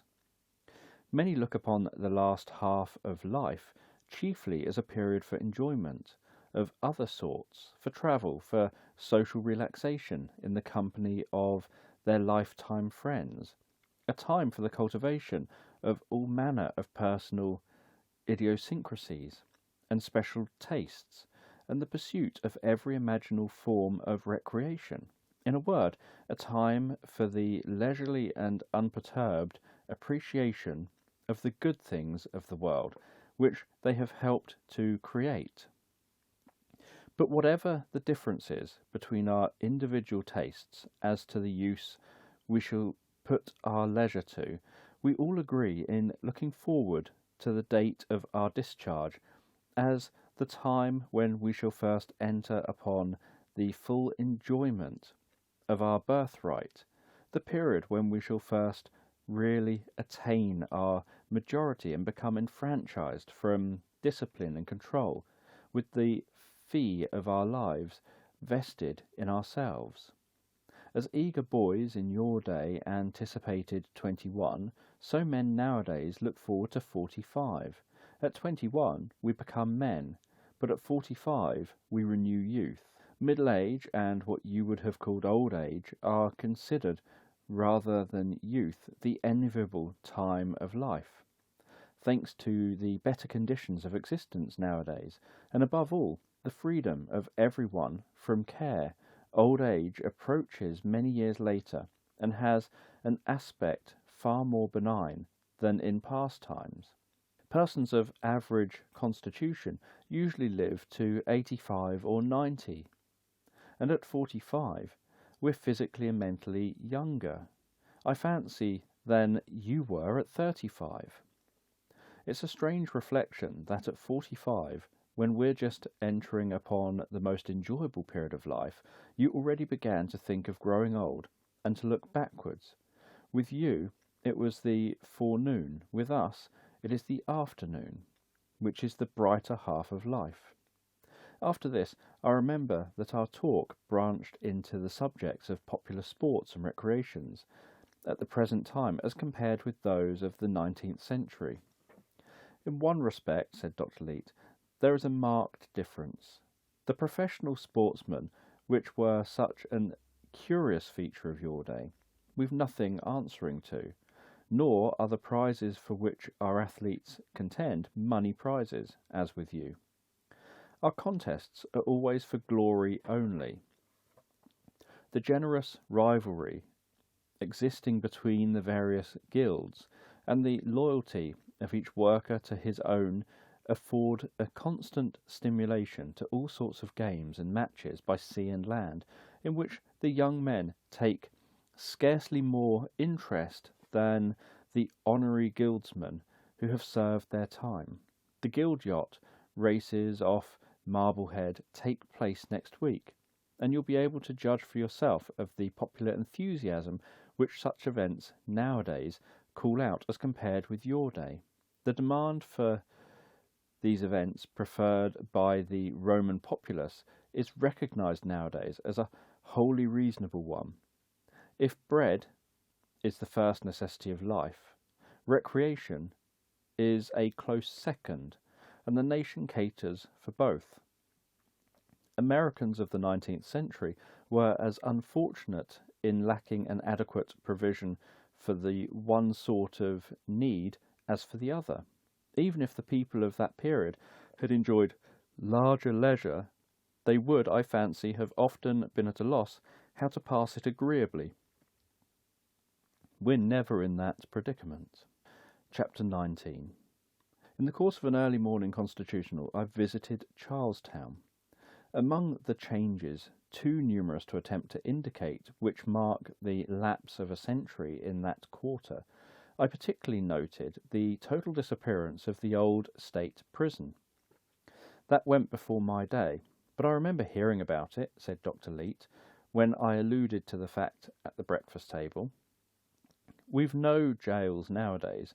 All cases of atavism are treated in the hospitals. Of atavism? I exclaimed, staring. Why, yes, replied Dr. Leete. The idea of dealing punitively with those unfortunates was given up at least 50 years ago, and I think more. I don't quite understand you, I said. Atavism, in my day, was a word applied to the cases of persons in whom some traits of a remote ancestor recurred in a noticeable manner. Am I to understand that crime is nowadays looked upon as the recurrence of an ancestral trait? I beg your pardon, said Dr. Leete, with a smile, half humorous, half depreciating. But since you have so explicitly asked the question, I am forced to say that the fact is precisely that. After what I've already learned of the moral contrasts between the 19th and 20th centuries, it was doubtless absurd to me to begin to develop sensitiveness on the subject, and probably if Dr. Leete had not spoken with that apologetic air, and Mrs. Leete and Edith shown a corresponding embarrassment, I should not have flushed as I was conscious I did. I was not in much danger of being vain of my generation before, I said, but really, this is your generation, Mr. West, interposed Edith. It is the one in which you are living, you know, and it is only because we are alive now that we call it ours. Thank you. I'll try to think of it as so, I said, as my eyes met hers. Their expression quite cured my senseless sensitivities. After all, I said with a laugh, I was brought up a Calvinist and ought not to be startled to hear crime spoken of as an ancestral trait. In point of fact, said Dr. Leete, our use of the word is no reflection at all on your generation. If, begging Edith's pardon, we may call it yours, so far as seeming to imply that we think ourselves apart from our circumstances, better than you were. In your day, fully 19/20ths of the crime, using the word broadly to include all sorts of misdemeanours, resulted from the inequality in the possessions of individuals. What tempted the poor, lust of greater gains, or the desire to preserve former gains, tempted the well-to-do. Directly or indirectly, the desire for money, which then meant every good thing, was the motive of all this crime, the taproot of a vast poison growth, which the machinery of law, courts and police could barely prevent from choking your civilization outright. When we made the nation the sole trustee of the wealth of the people and guaranteed to all abundant maintenance, on the one hand abolishing want and on the other hand checking the accumulation of riches, we cut this root, and the poison tree that overshadowed your society withered. Like Jonah's gourd in a day, as for the comparatively small class of violent crimes against persons, unconnected with any idea of gain, they were almost wholly confined, even in your day, to the ignorant and bestial. And in these days, when education and good manners are not the monopoly of a few, but universal, such atrocities are scarcely ever heard of. You now see why the word atavism is used for crime. It's because nearly all forms of crime known to you are motiveless now, and when they appear can only be explained as the outcropping of ancestral traits. You used to call persons who stole, evidently without any rational motive, kleptomaniacs, and when the case was clear, deemed it absurd to punish them as thieves. Your attitude towards the genuine kleptomaniac is precisely ours towards the victim of atavism, an attitude of compassion and firm but gentle restraint. Your courts must have an easy time of it, I observed, with no private property to speak of, no disputes between citizens over business relations, no real estate to divide or debts to collect. There must be absolutely no civil business at all for them, and with no offences against property, and mighty few of any sort to provide criminal cases. I should think that you might almost do without judges and lawyers altogether. We do without the lawyers, certainly, was Dr. Leete's reply. It would not seem reasonable to us, in a case where the only interest of the nation is to find out the truth, that person should take part in the proceedings who had an acknowledged motive to colour it. But who defends the accused? If he is a criminal, he needs no defence, for he pleads guilty in most instances, replied Dr. Leete. The plea of the accused is not a mere formality with us as with you. It is usually the end of the case. You don't mean that the man who pleads not guilty is thereupon discharged? No, I do not mean that. He is not accused on light grounds, and if he denies his guilt, must still be tried. But trials are few, for in most cases the guilty man pleads guilty. When he makes a false plea and is clearly proved guilty, his penalty is doubled. Falsehood is, however, so despised among us that few offenders would lie to save themselves. That is the most astonishing thing you've told me yet, I exclaimed. If lying has gone out of fashion, this is indeed the new heaven and the new earth wherein dwelleth righteousness, which the prophet foretold. Such is, in fact, the belief of some persons nowadays, was the doctor's answer. They hold that we've entered upon the millennium, and the theory, from their point of view, does not lack plausibility. But as to your astonishment at finding that the world has outgrown lying, there is really no grounds for it. Falsehood, even in your day, was not common between gentlemen and ladies, social equals. The lie of fear was the refuge of cowardice, and the lie of fraud the device of the cheat. The inequalities of men and the lust of acquisition offered a constant premium on lying at the time. Yet, even then, the man who neither feared another nor desired to defraud him scorned falsehood. Because we're now all social equals, and no man either has anything to fear from another or can gain anything by deceiving him, the contempt of falsehood is so universal that it is rarely, as I told you, that even a criminal in other respects will be found willing to lie. When, however, a plea of not guilty is returned, the judge appoints two colleagues to state the opposite sides of the case. How far these men are from being like your hired advocates and prosecutors, determined to acquit or convict, may appear from the fact that, unless both agree that the verdict found is just, the case is tried over, while anything like bias in the tone of either of the judges stating the case would be a shocking scandal. Do I understand, I said, that it is a judge who states each side of the case, as well as a judge who hears it? Certainly. The judges take turn in serving on the bench and at the bar, and are expected to maintain the judicial temper equally, whether in stating or deciding a case. The system is indeed in effect that of trial by three judges, occupying different points of view as to the case. When they agree upon a verdict, we believe it to be as near to absolute truth as men will come. You have given up the jury system, then? It was well enough as a corrective in the day of hired advocates and a bench sometimes venal and often with a tenure that made it dependent, but is needless now. No conceivable motive but justice could actually be the judge.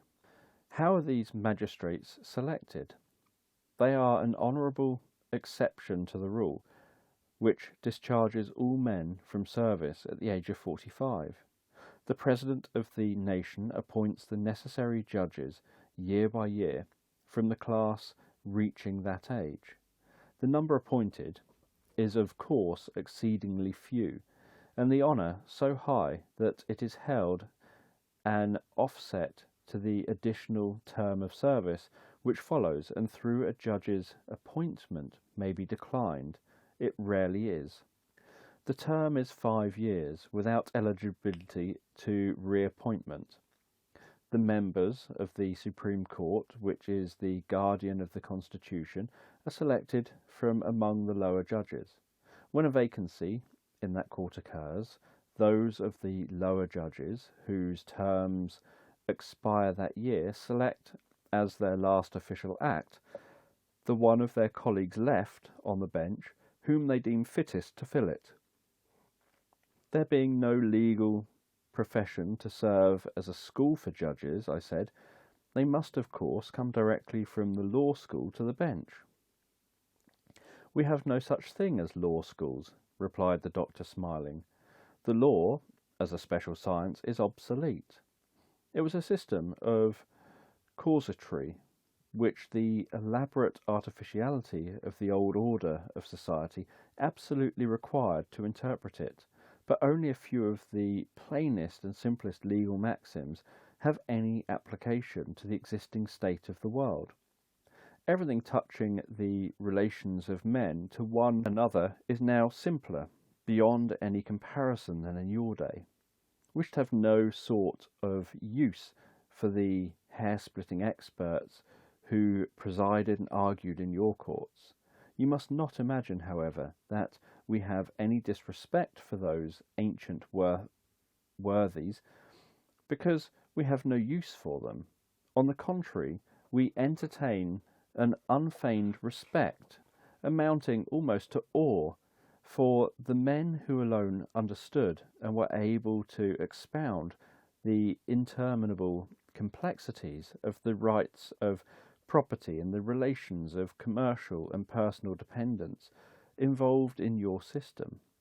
What indeed could possibly give a more powerful impression of the intricacies and the artificiality of that system than the fact that it was necessary to set apart from other pursuits the cream of the intellect of every generation in order to provide a body of pundits able to make it even vaguely intelligible to those whose fate is determined.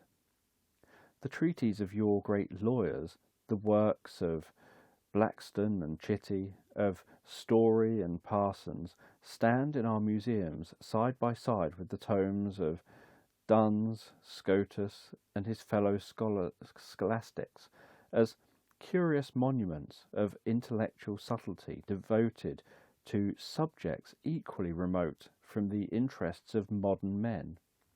Our judges are simply widely informed, judicious, and discreet men of ripe years. I should not fail to speak of one important function of our minor judges, added Dr. Leete. This is to adjudicate all cases where a private or the industrial army makes a complaint of unfairness against an officer. All such questions are heard and settled without appeal by a single judge, 3 judges being required only in graver cases. The efficiency of industry requires the strictest discipline in the army of labour, but the claim of the workman to just and considerable treatment is backed by the whole power of the nation. The officer commands and the private obeys, but no officer is so high that he would dare display an overbearing manner towards a workman of the lowest class. As for churlishness or rudeness by an official of any sort in his relations to the public, not one among minor offences is more sure of a prompt penalty than this.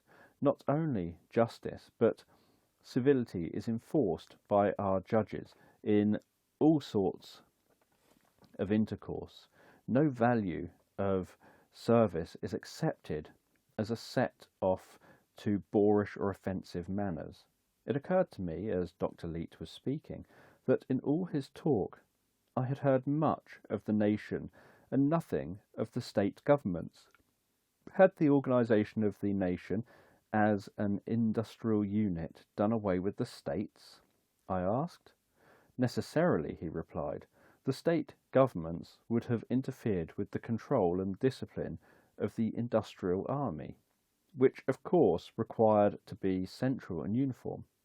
Even if the state governments had not become inconvenient for other reasons, they were rendered superfluous by the prodigious simplification in the task of government since your day. Almost the sole function of the administration now is that of directing the industries of the country. Most of the purposes for which governments formerly existed no longer remain to be subserved. We've no army or navy, no military organisations. We have no departments of state or treasury, no excise or revenue services, no taxes or tax collectors.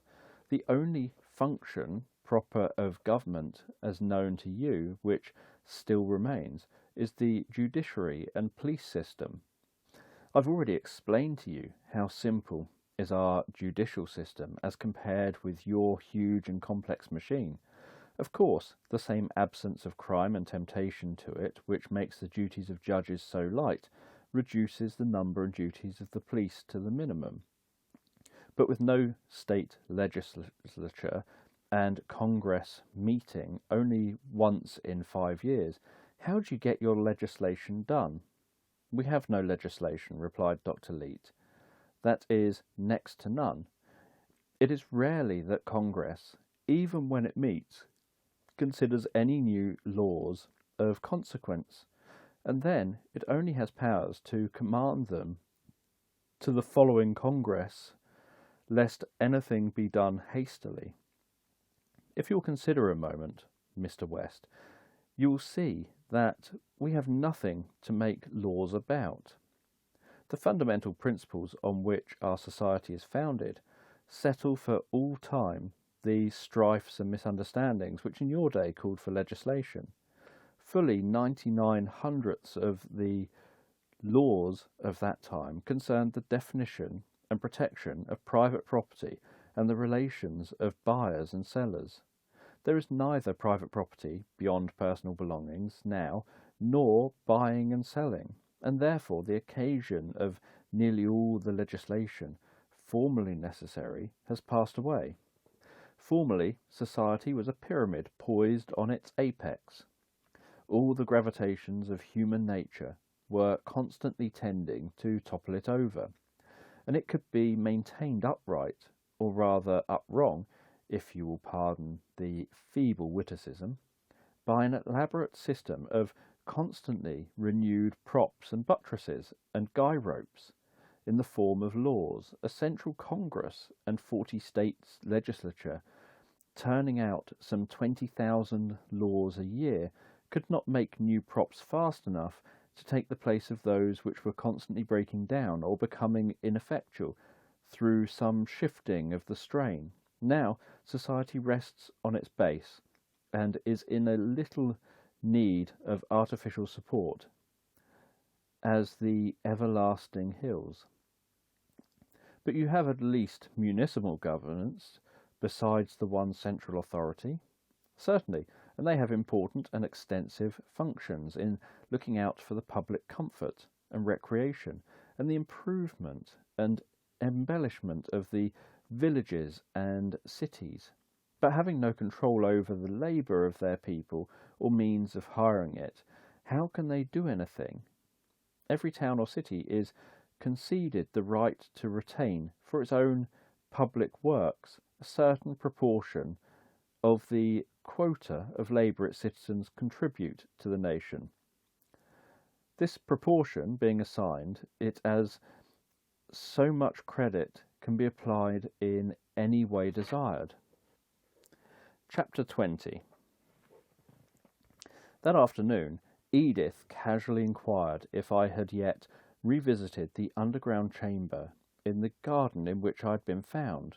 Not yet, I replied. To be frank, I've shrunk that far from doing so, lest the visit might revive old associations rather than strongly for my mental equilibrium. Ah, yes, she said. I can imagine that you've done well to stay away. I ought to have thought of that. No, I said, I'm glad you spoke of it. The danger, if there was any, existed only during the first day or two.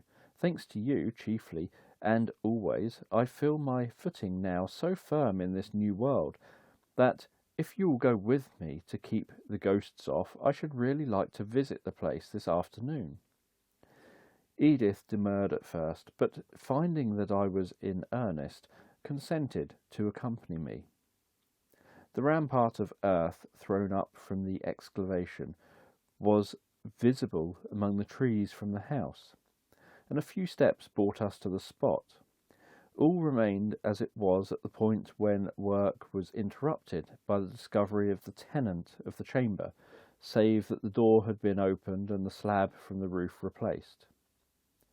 Descending the sloping side of the excavation, we went into the door and stood within the dimly lighted room. Everything was just as I had beheld it last on that evening 113 years previous, just before closing my eyes for that long sleep. I stood for some time silently looking about me. I saw that my companion was furtively regarding me with an expression of awed and sympathetic curiosity. I put out my hand to her, and she placed hers in it, the soft fingers responding with a reassuring pressure to my clasp. Finally, she whispered, "Had we not better go out now? You must not try yourself too far. Oh, how strange it must be for you." "On the contrary," I replied, "it does not seem strange. That is the strangest part of it." "Not strange?" she echoed. "Even so," I replied, "the emotions with which you evidently credit me, and which I anticipated would attend this visit, I simply do not feel. I realize all that these surroundings suggest, but without the agitation I expected. You can't be nearly as much surprised at this as I am myself. Ever since that terrible morning when you came to my help, I've tried to avoid thinking of my former life, just as I've avoided coming here, for fear of the agitating effects. I am, for all the world, like a man who has permitted an injured limb to lie motionless under the impression that it is exquisitely sensitive, and on trying to move it finds that it is paralyzed." "Do you mean your memory is gone?" "Not at all. I remember everything connected with my former life, but with a total lack of keen sensation. I remember it for clearness, as if it had been but a day since then. But my feelings about what I remember are as faint as if to my consciousness, as well as in fact 100 years had intervened. Perhaps it's possible to explain this too. The effect of change in surroundings is like that of a lapse of time in making the past seem remote. When I first woke from that trance, my former life appeared as yesterday. But now, since I've learned to know my new surroundings and to realize the prodigious changes that have transformed the world, I no longer find it hard but very easy to realize that I have slept a century. Can you conceive of such a thing as living 100 years in 4 days? It really seems to me that I have done just that, and that it is this experience which has given so remote and unreal an appearance to my former life. Can you see how such a thing might be?" "I can conceive it," replied Edith meditatively, "and I think we ought to all be thankful that it is so, for it will save you much suffering, I'm sure." "Imagine," I said, in an effort to explain as much to myself as to her the strangeness of my mental condition, that a man first heard of a bereavement many, many years, half a lifetime perhaps, after the event occurred. I fancy his feeling would be perhaps something as mine is. When I think of my friends in the world of that former day, and the sorrow they must have felt for me, it is with a pensive pity rather than keen anguish, as of a sorrow long, long ago ended. You have told us nothing of your friends, said Edith. Had you many to mourn you? Thank God I had very few relatives, none nearer than cousins, I replied. But there was one, not a relative, but dearer to me than any kin of blood. She had your name. She was to have been my wife soon. Ah me, sighed the Edith by my side. Think of the heartache she must have had. Something in the deep feeling of this gentle girl's touch a chord in my benumbed heart. My eyes, before so dry, were flooded with the tears that had till now refused to come. When I had regained my composure, I saw that she too had been weeping freely. God bless your tender heart, I said. Would you like to see her picture? A small locket with Edith Bartlett's picture secured about my neck with a gold chain had lain upon my breast all through that long sleep, and removing this I opened and gave it to my companion. She took it with eagerness, and after poring long over the sweet face, touched the picture with her lips. I know that she was good and lovely enough to well deserve your tears, she said. But remember, her heartache was over long ago, and she's been in heaven for nearly a century. It was indeed so. Whatever her sorrow had once been, for nearly a century she had ceased to weep, and my sudden passion spent, my only tears dried away. I had loved her very dearly in my other life, but it was 100 years ago. I do not know, but some may find in this confession evidence of lack of feeling, but I think perhaps that none can have had an experience sufficiently like mine to enable them to judge me. As we were about to leave the chamber, my eyes rested upon the great iron safe which stood in the corner. Calling my companion's attention to it, I said, "This was my strong room as well as my sleeping room. In the safe yonder are several $1,000 in gold and any amount of securities. If I had known when I went to sleep that night just how long my nap would be, I should still have thought that the gold was a safe provision for my needs in any country or any century, however distant. That a time would ever come when it would lose its purchasing power, I should have considered the wildest of fantasies. Nevertheless, here I wake up and find myself among a people of whom a cartload of gold will not procure a loaf of bread. As might be expected, I did not succeed in impressing Edith that there was anything remarkable in this fact. Why in the world should it? She merely asked. Chapter 21. It had been suggested by Dr. Leete that we should devote the next morning to an inspection of the schools and colleges of the city, with some attempt on his own part at an explanation of the educational system of the 20th century. You'll see, said he, as we set out after breakfast, many very important differences between our methods of education and yours, but the main difference is that nowadays all persons equally have those opportunities of higher education, which in your day only the influential portion of the population enjoyed.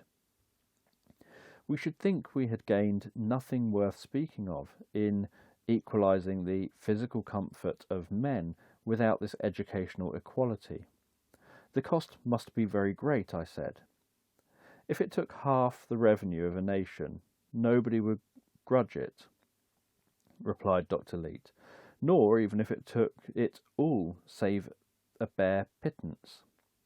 But in truth, the expense of educating 10,000 youths is not 10 nor 5 times that of educating 1,000.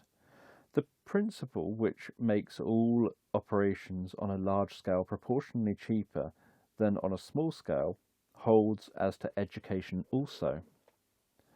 College education was terribly expensive in my day, said I. If I'd not been misinformed by our historians, Dr. Leete answered, it was not college education, but college dissipation and extravagance which cost so highly. The actual expense of your colleges appear to have been very low, and would have been far lower if their patronage had been greater. The higher education nowadays is as cheap as the lower. As all grades of teachers, like all other workers, receive the same support.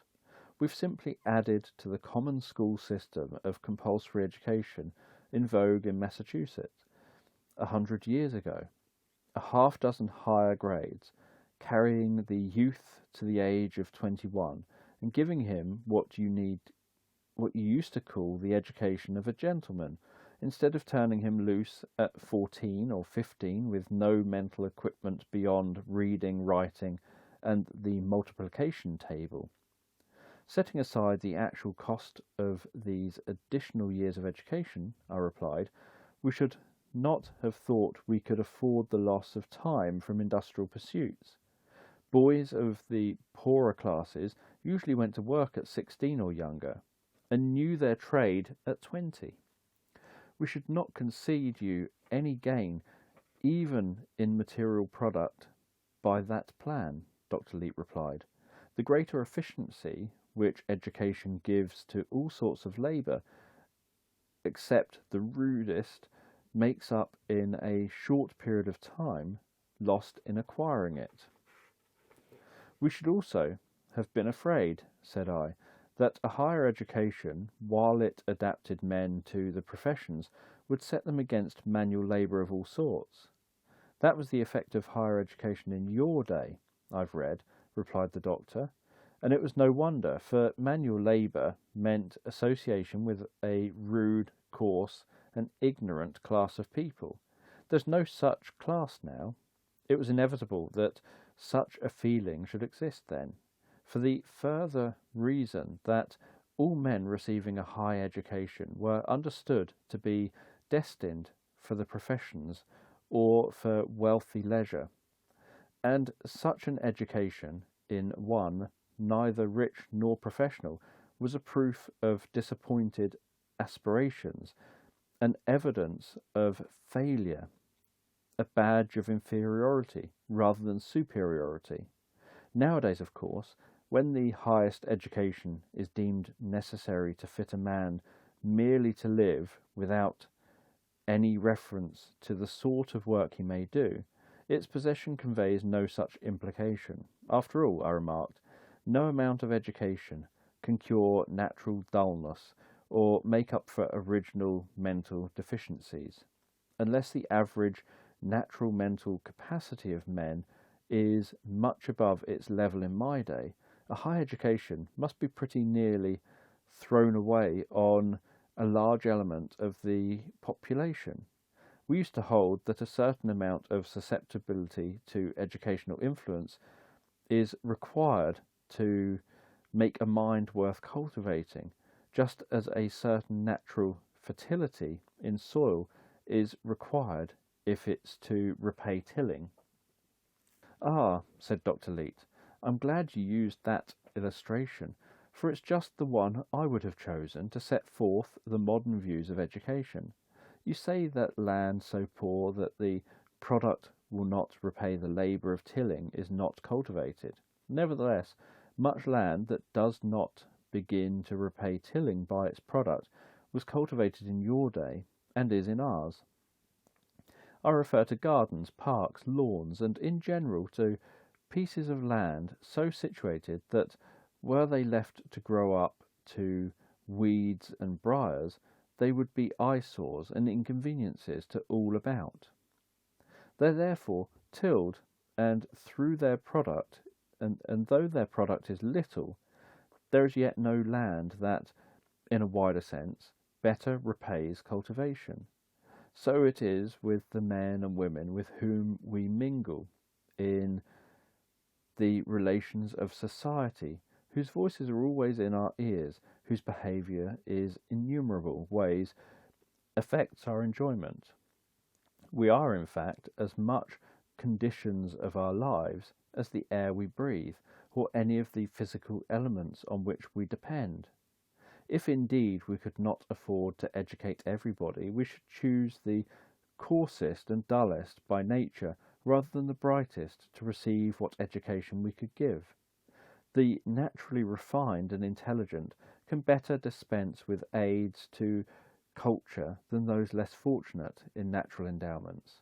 To borrow a phrase which was often used in your day, we should not consider life worth living if we had to be surrounded by a population of ignorant, boorish, coarse, wholly uncultivated men and women, as was the plight of the few educated in your day.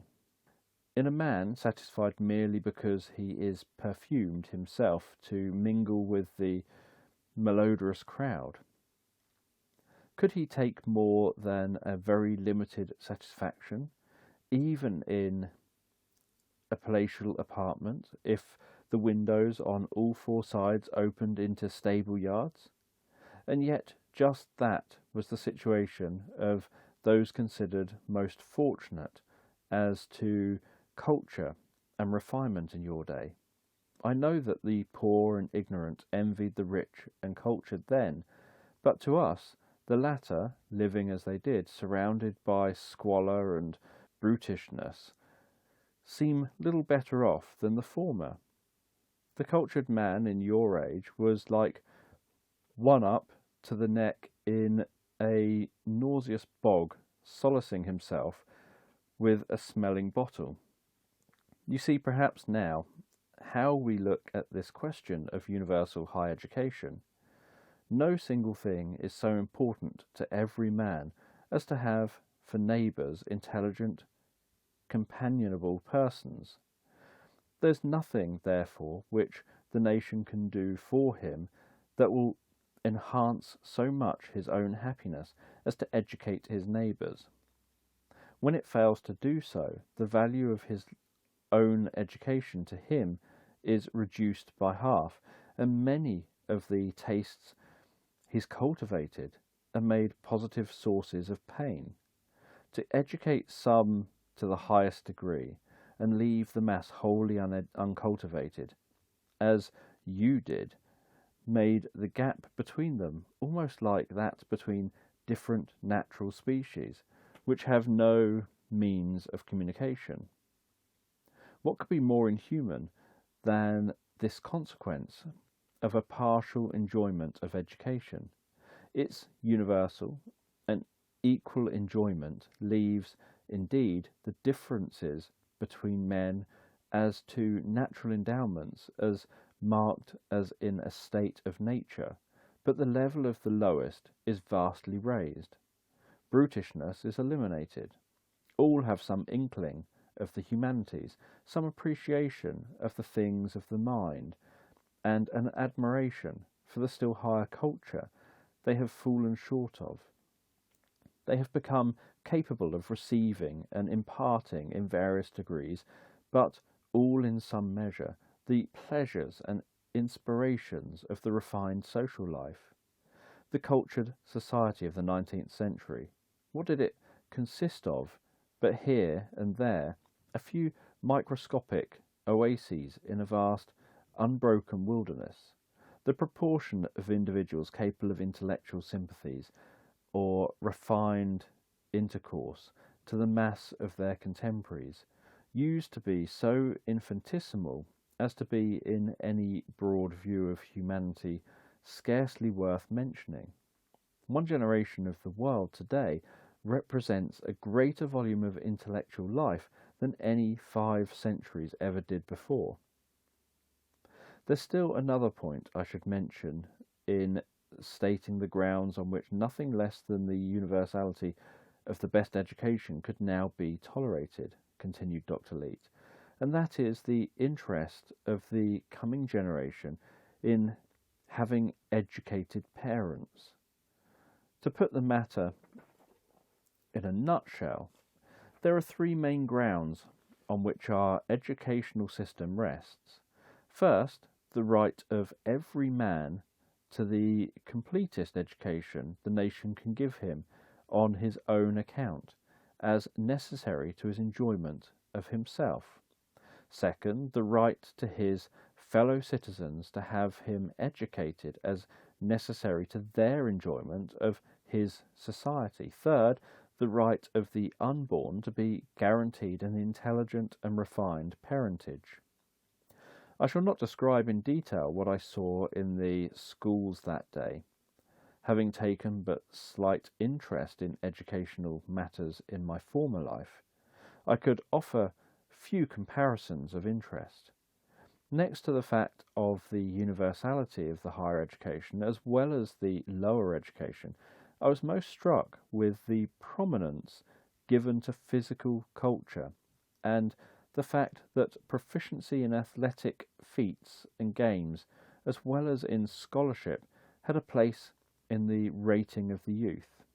The faculty of education, Dr. Lee emphasised, is held to the same responsibilities for the bodies as for the minds as of its charges. The highest possible physical as well as mental development of everyone is the double object of a curriculum which lasts from the age of 6 to that of 21. The magnificent health of the young people in the schools impressed me strongly. My previous observations, not only of the notable personal endowment of the families of my host, but of the people I'd seen in my walks abroad, had already suggested the idea that there must have been something like a general improvement in the physical standards of the race since my day. And now, as I compared these stalwart young men and fresh, vigorous maidens with the young people I had seen in the schools in the 19th century, I was moved to impart my thoughts to Dr. Leete. He listened with great interest to what I said. "Your testimony on this point," he declared, "is invaluable. We believe that there has been such an improvement as you speak of, but, of course, it could only be a matter of theory with us. It's an incident of your unique position that you alone in the world of today can speak with authority on this point. Your opinion, when you state it publicly, will, I assure you, make a profound sensation. For the rest, it would be strange, certainly, if the race did not show an improvement. In your day, riches debauched one class with idleness of mind and body, while poverty sapped the vitality of the masses by overwork, bad food, and pestilent homes. The labour required of children and the burdens laid on women enfeebled the very springs of life. Instead of these maleficent circumstances, all now enjoy the most favourable conditions of physical life. The young are carefully nurtured and studiously cared for. The labour which is required of all is limited to the period of greatest bodily vigour, and is never excessive. Care for one's self and one's family, anxiety as to livelihood, the strain of the ceaseless battle for life, all these influences which once did so much to wreck the minds and bodies of men and women, are known no more. Certainly an improvement of the species ought to follow such a change. In certain specific respects, we know, indeed, that the improvement has taken place. Insanity, for instance, which in the 19th century was so terribly common, a product of your insane mode of life, has almost disappeared, with its alternative, suicide. Chapter 22. We had made an appointment to meet the ladies at the dining hall for dinner, after which, having some engagement, they left us sitting at table there, discussing our wine and cigars with the multitude of other matters. "Doctor," said I, in the course of our talk. Morally speaking, your social system is one which I should be insensate not to admire in comparison with any previously in vogue in the world, and especially with that of my own most unhappy century. If I were to fall into a mesmeric sleep tonight, as lasting as that other, and meanwhile the course of time were to take a turn backward instead of forward, and I were to wake up again in the 19th century, when I had told my friends what I had seen, they would, every one, admit that your world was a paradise of order, equality, and felicity. But they were a very practical people, my contemporaries, and after expressing their admiration for the moral beauty and material splendour of the system, they'd presently begin to cipher and ask how you got the money to make everybody so happy, for certainly to support the whole nation at a rate of comfort and even luxury such as I see around me must involve vastly greater wealth than the nation produced in my day. Now, while I could explain to them pretty nearly everything else of the main features of your system, I should quite fail to answer this question, and failing there, they would tell me, for they were very close cipherers, that I'd been dreaming.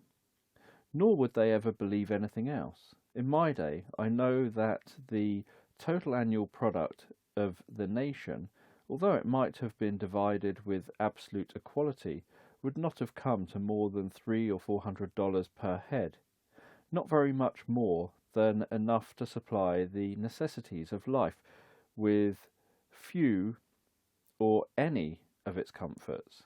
How is it that you've so much more?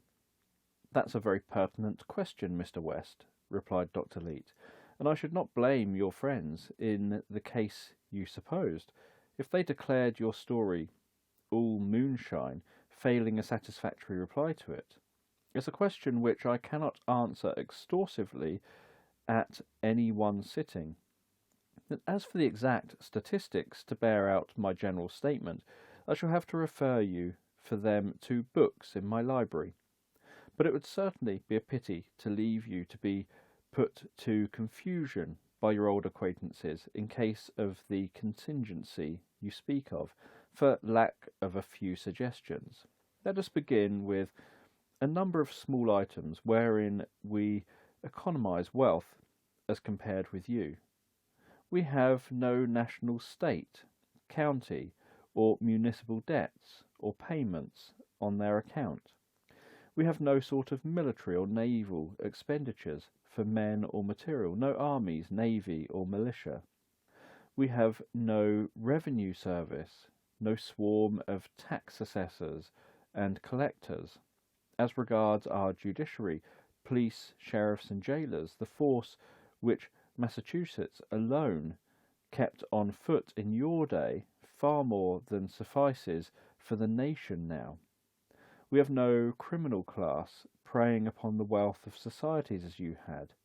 The number of persons more or less absolutely lost to the working force through physical disability of the lame, sick, and debilitated, which constituted such a burden on the able-bodied in your day, now that all live under conditions of health and comfort, has shrunk to scarcely perceptible proportions, and with every generation is becoming more completely eliminated. Another item wherein we save is the disuse of money and the 1,000 occupations connected with financial operations of all sorts, whereby an army of men was formerly taken away from useful employment. Also consider that the waste of the very rich in your day on inordinate personal luxury has ceased, though indeed this item might easily be overestimated. Again consider that there are no idlers now, rich or poor, no drones. A very important cause of former poverty was the vast waste of labour and materials which resulted from domestic washing and cooking, and the performing separately of innumerable other tasks to which we apply the cooperative plan. A larger economy than any of these, yes, of altogether, is affected by the organisation of our distributing system, by which the work done once by the merchants, traders, storekeepers, with their various grades of jobbers, wholesalers, retailers, agents, commercial travellers, and middlemen of all sorts, with an excessive waste of energy in needless transportation and interminable handlings, is performed by 1/10 the number of hands, and so unnecessary turns out not one wheel. Some things of what our distributing system is like, our statisticians calculate that 1/80th part of our workers suffice for all the processes of distribution, which in your day required 1/8 of the population, so much being withdrawn from the force engaged in productive labour. I begin to see, I said, where you get your greater wealth. I beg your pardon, replied Dr. Leete, but you scarcely do as yet. The economies I have mentioned thus far, in the aggregate, considering the labour they would save directly and indirectly, through saving of material, might possibly be equivalent to the addition to your annual production of wealth of 1/2 its former total. These items are, however, scarcely worth mentioning in comparison with other prodigious wastes now saved, which resulted inevitably from leaving the industries of the nation to private enterprises. However great the economies your contemporaries might have devised in the consumption of products, and however marvellous the progress of mechanical invention, they could never have raised themselves out of the slough of poverty so long as they held to the system. No mode more wasteful for utilising human energy could be devised, and for the credit of the human intellect, it should be remembered that the system never was devised, but was merely a survival system. From the rude ages, when the lack of social organisation made any sort of cooperation impossible. I'll readily admit, I said, that our industrial system was ethically very bad, but as a mere wealth-making machine, apart from moral aspects, it seemed to us admirable. As I said, responded the doctor, the subject is too large to discuss at length now, but if you are really interested to know the main criticisms we moderns make on your industrial system, as compared with our own, I can touch briefly on some of them. The wastes which resulted from leaving the conduct of industry to irresponsible individuals, who, wholly without mutual understanding or concert, were mainly four. First, the waste by mistaken undertaking. Second, the waste from the competition and mutual hostility of those engaged in industry. Third, the waste by periodical gluts and crisis, which the consequent interruptions of industry. Fourth, the waste from idle capital and labour at all times. Any one of these four great leaks, were all the others stopped, would suffice to make the difference between wealth and poverty on the part of a nation. Take the waste by mistaken undertakings to begin with. In your day, the production and the distribution of commodities being without concert or organisation, there was no means of knowing just what demand there was for any class of products, or what was the rate of supply. Therefore, any enterprise by a private capitalist was always a doubtful experiment. The projector, having no general view of the field of industry and consumption, such as our government has, could never be sure either what the people wanted or what arrangements other capitalists were making to supply them. In view of this, we are not surprised to learn that the chances were considered several to one in favour of the failure of any given business enterprise, and that it was common for persons who at last succeeded in making a hit to have failed repeatedly. If a shoemaker, for every pair of shoes he succeeded in completing, spoiled the leather of 4 or 5 pairs, besides losing the time spent on them, he would stand about the same chance of getting rich as your contemporaries did with their system of private enterprise, and its average of 4 or 5 failures to 1 success.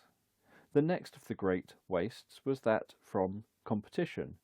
The field of industry was a battlefield, as wide as the world, in which the workers wasted in assailing one another's energy, which, if expended in concerted effort as today, would have enriched all.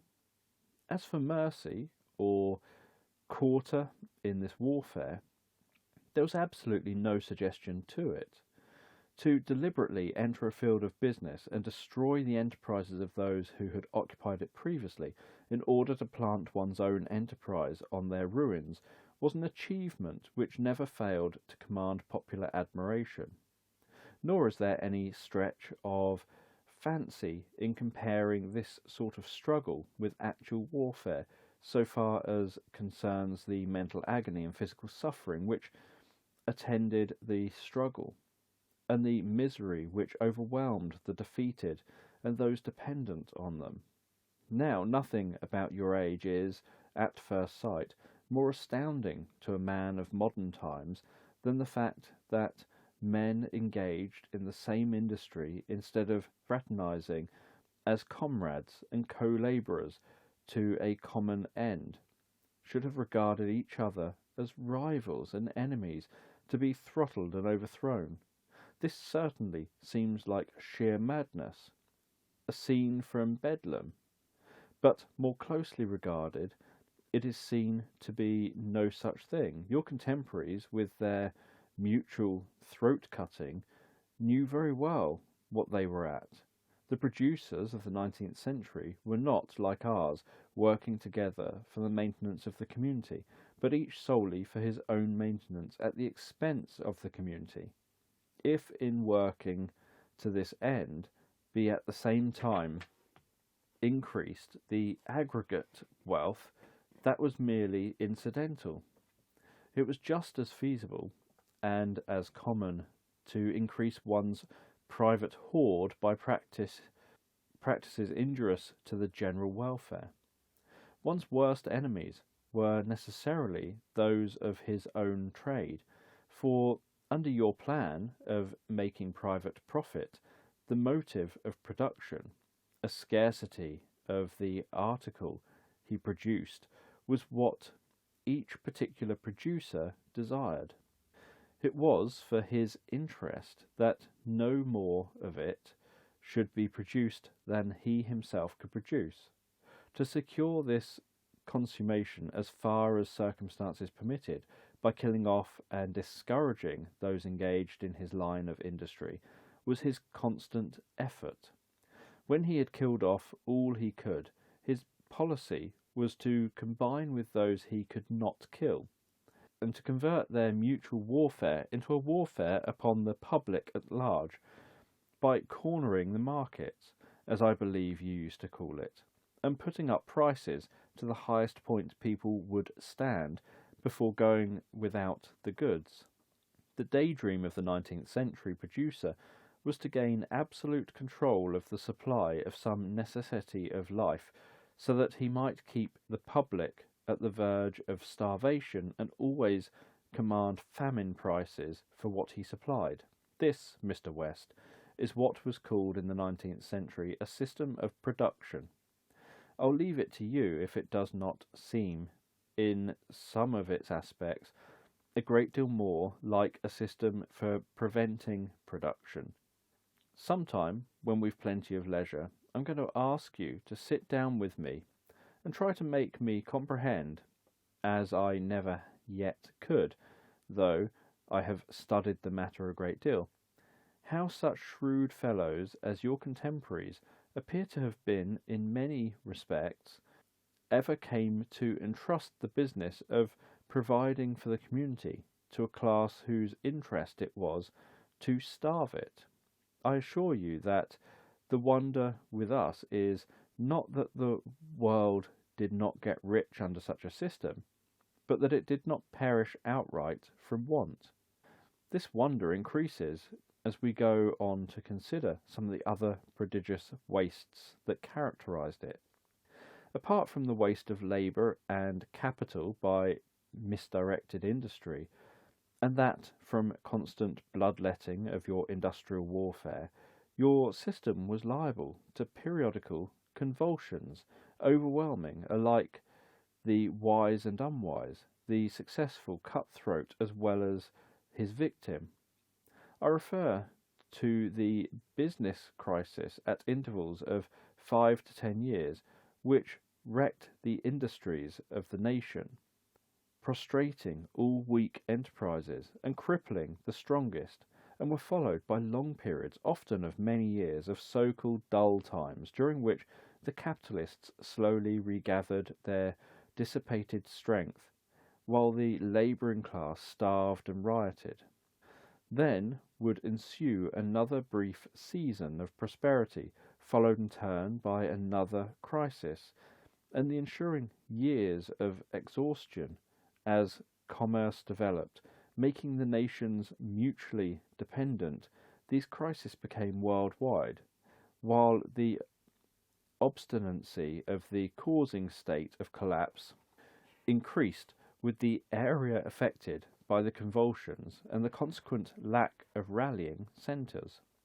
In proportion as the industries of the world multiplied and became complex, and the volume of capital involved was increased, these business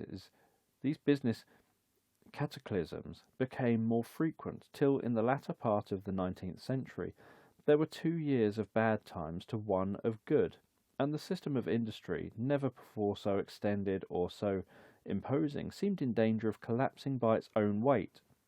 After endless discussions, your economists appear by that time to have settled down to the despairing conclusion that there was no possibility of preventing or controlling these crises than if they had been droughts or hurricanes.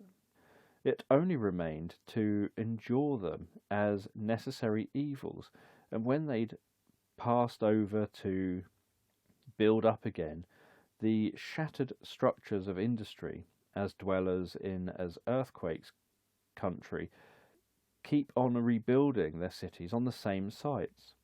So far as considering the causes of the trouble inherent in their industrial system, your contemporaries were certainly correct. There were, in its very basis, and must needs become more and more maleficent as the business fabric grew in size and complexity. One of these causes was the lack of any common control of the different industries, and the consequent impossibility of their orderly and coordinated development. It inevitably resulted from this lack that they were continually getting out of step with one another and out of relation with the demand. Of the latter, there was no criterion such as organised distribution gives us, and the first notice that it had been exceeded in any group of industries was a crash of prices, bankruptcy of producers, stoppages of production, reduction of wages, or discharge of workmen. This process was constantly going on in many industries, even in what were called good times, but a crisis took place only when the industries affected were extensive. The markets then were glutted with goods of which nobody wanted beyond a sufficiency at any price. The wages and profits of those making the glutted classes of goods being reduced or wholly stopped, their purchasing power as consumers of other classes of goods, of which there were no natural glut, was taken away, and as a consequence, goods of which there were no natural glut became artificially glutted, till their prices were so broken down and their markers thrown out of work and deprived of income. The crisis was by this time fairly underway, and nothing could check it till a nation's ransom had been wasted. A cause also inherent in your system, which often produced and always terribly aggravated crisis, was the machinery of money and credit. Money was essential when production was in many private hands, and buying and selling was necessary to secure what one wanted. It was, however, open to the obvious objection of substituting for food, clothing, and other things a merely conventional representative of them. The confusion of mind which this favoured between good and their representative led the way to the credit system and its prodigious illusions. Already accustomed to accept money for commodities, the people next accepted promises for money and ceased to look at all behind the representative for the thing represented. Money was a sign of real commodities, but credit was but the sign of a sign. There was a natural limit to gold and silver, that is, money proper, but none to credit, and the result was that the volume of credit, that is, the promise of money, ceased to bear any discernible proportion to the money, still less to the commodities actually in existence.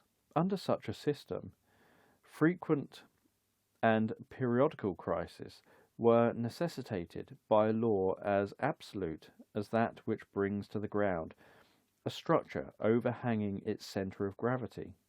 It was one of your fictions that the government and the banks, authorised by it alone, issued money. But everybody who gave $1 credit issued money to that extent, which was as good as any to swell the circulation till the next crisis. The great extension of the credit system was a characteristic of the latter part of the 19th century, and accounts largely from the almost incessant business crisis which marked that period. Perilous as credit was, you could not dispense with its use for lacking any national or other public organisation of the capital of the country. It was the only means you had for concentrating and directing it upon industrial enterprises. It was in this way a most potent means for exaggerating the chief peril of the private enterprise system of industry by enabling particular industries to absorb disproportionate amounts of the disposable capital of the country and thus prepare disaster. Enterprises were always vastly in debt for advances of credit, both to one another and to the banks and capitalists, and the prompt withdrawal of this credit at the first sign of a crisis was generally the precipitating cause of it. It was the misfortune of your contemporaries that they had to cement their business fabric with a material which an accident might at any moment turn into an explosive. There were, in the plight of man, building a house with dynamite for mortar, for credit can be compared with nothing else. If you would see how needless were these convulsions of business which I have been speaking of, and how entirely they resulted from leaving industry to private and unorganized management, just consider the working of our system. Overproduction in special lines, which was the great hobgoblin of your day, is impossible now, for by the connection between distribution and production, supply is geared to demand, like an engine to the governor which regulates its speed. Even suppose by an error of judgment and excessive production of some commodity, the consequence, slackening or cessation of production in that line, throws nobody out of employment. The suspended workers are at once found occupation in some other departments of the vast workshop, and lose only the time spent in changing, while, as for the glut, the business of the nation is large enough to carry any amount of product manufactured in excessive demand till the latter overtakes it. In such a case of overproduction, as I have supposed, there is not with us, as with you, any complex machinery to get out of order and magnify 1,000 times the original mistake. Of course, having not even money, we still less have credit. All estimates deal directly with the real things, the flour, iron, wood, wool, and labour, of which money and credit were, for you, the very misleading representatives. In our calculations of cost, there can be no mistakes. Out of the annual product, the amount necessary for the support of the people is taken, and the requisite labour to produce the next year's consumption provided for. The residue of the material and labour represents what can be safely expended in improvements. If the crops are bad, the surplus for that year is less than usual. That is all. Except for slight occasional effects of such natural causes, there are no fluctuations of business. The material prosperity of the nation flows on uninterrupted from generation to generation, like an ever-broadening and deepening river. Your business crisis, Mr. West, continued the doctor, like either of the great wastes I mentioned before, were enough alone to have kept your noses to the grindstone forever. But I have still to speak of one other great cause of your poverty, and that was the idleness of a great part of your capital and labour. With us, it is the businesses of the administration to keep in constant employment every ounce of available capital and labour in the country. In your day, there was no general control of either capital or labour, and a large part of both failed to find employment. Capital, you used to say, is naturally timid, and it would certainly have been reckless if it had not been timid in an epoch when there was a large preponderance of probability that any particular business venture would end in failure. There was no time when, if security could have been guaranteed it, the amount of capital devoted to productive industry could not have been greatly increased. The proportion of it so employed underwent constant, extraordinary fluctuations, according to the greater or lesser feeling of uncertainty as to the stability of the industrial situation, so that the output of the national industries greatly varied in different years, but for the same reason that the amount of capital employed at times of special insecurity was far less than at times of somewhat greater security. A very large proportion was never employed at all, because the hazard of business was always very great in the best of times.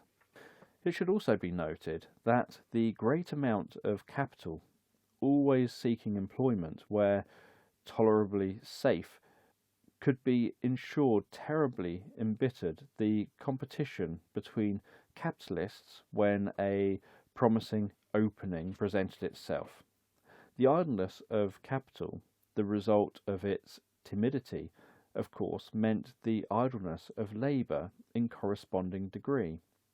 Moreover, every change in the adjustments of business, every slightest alteration in the condition of commerce or manufacturers, not to speak of the innumerable business failures that took place yearly, even in the best of times, were constantly throwing a multitude of men out of employment for periods of weeks or months or even years.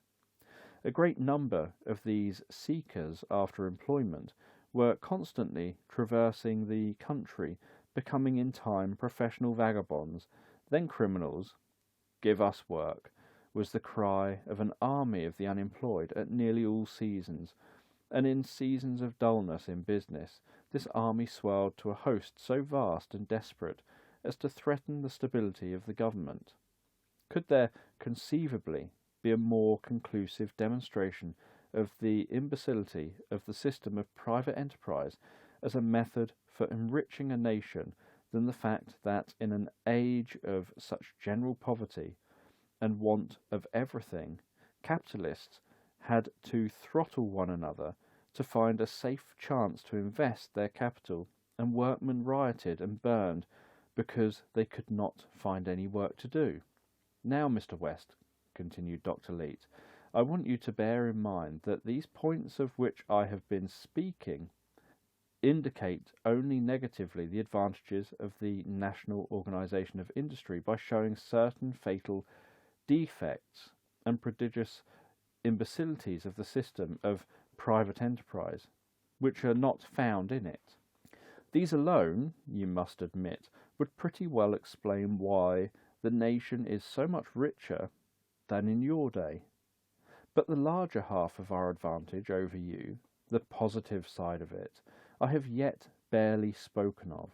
Supposing the system of private enterprise in industry were without any of the great leaks I have mentioned, that there were no waste on account of misdirected effort, growing out of mistakes as to the demand and inability to command a general view of the industrial field.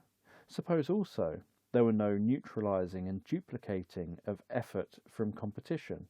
Suppose also there was no waste from business, panics and crisis through bankruptcy and long interruptions of industry, and also none from the idleness of capital and labour.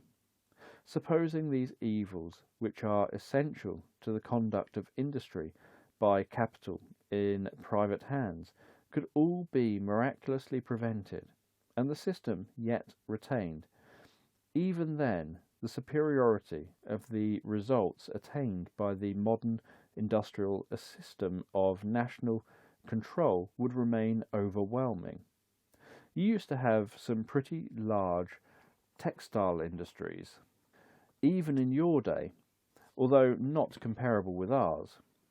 No doubt you visited the great mill in your time, covering acres of ground, employing thousands of hands, and combining under one roof, under one control, the 100 distinct processes between, say, the cotton bale and the bale of glossy calicoes. You have admired the vast economy of labour as of mechanical force resulting from the perfect interworking with the rest of every will and every hand. No doubt you have reflected how much less the same force of workers employed in that factory would accomplish if they were scattered, each man working independently. Would you think it an exaggeration to say that the utmost product of those workers working thus apart, however amicably their relations might be, was increased not merely by a percentage but manyfold when their efforts were organised under one control?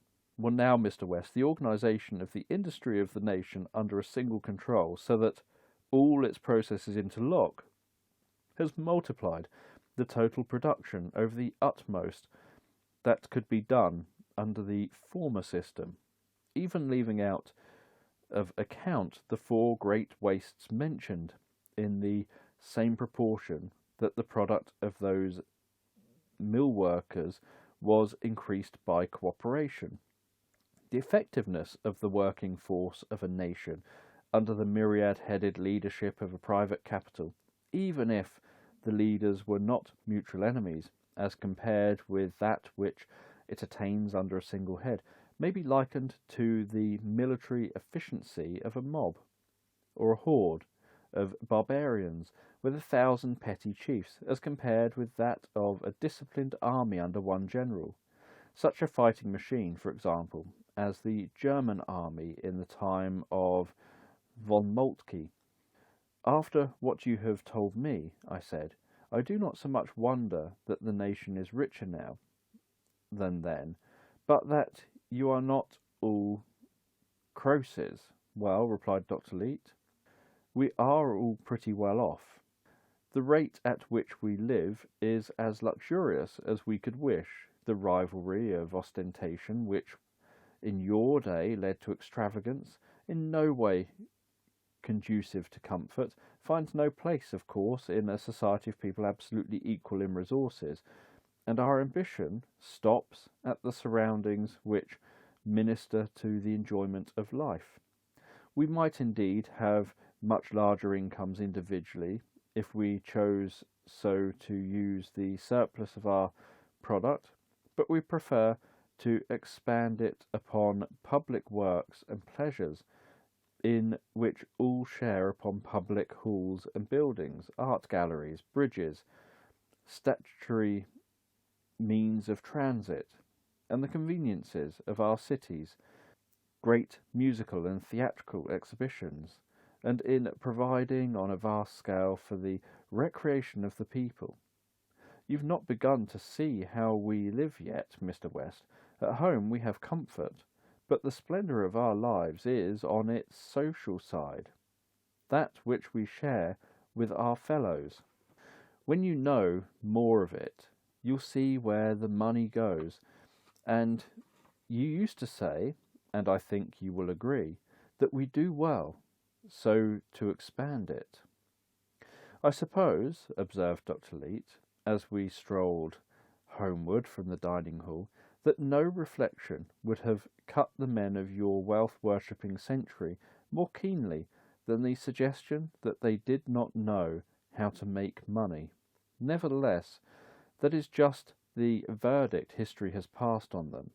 Their system of unorganized and antagonistic industrial practice was as absurd economically as it was morally abominable. Selfishness was their only science, and in industrial production, selfishness is suicide.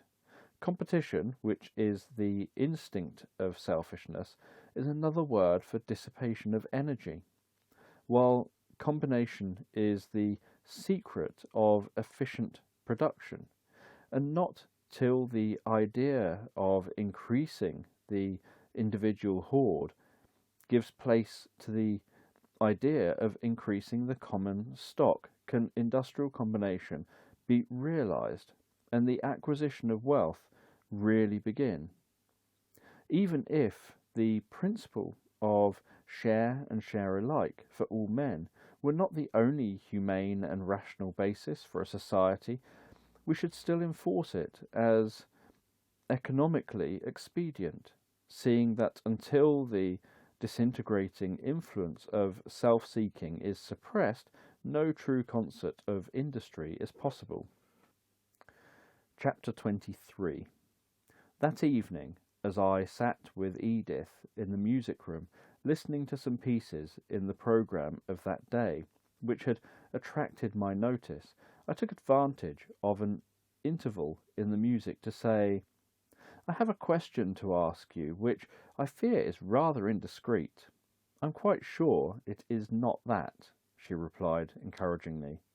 I am in the position of an eavesdropper, I continued, who, having overheard a little of a matter not intended for him, though seeming to concern him, has the impudence to come to the speaker for the rest. An eavesdropper, she repeated, looking puzzled. Yes, I said, but an excusable one, as I think you'll admit. This is very mysterious, she replied. Yes, said I. So mysterious that often I have doubted whether I really overheard at all what I am going to ask you about, or only dreamt it. I want you to tell me. The matter is this. When I was coming out of that sleep of a century, the first impression of what I was conscious was voices talking around me, voices that afterwards I recognized as your father's, your mother's, and your own. First, I remember your father's voice, saying, he's going to open his eyes. he had better see but one person at first. Then you said, if I did not dream it all, promise me then that you will not tell him.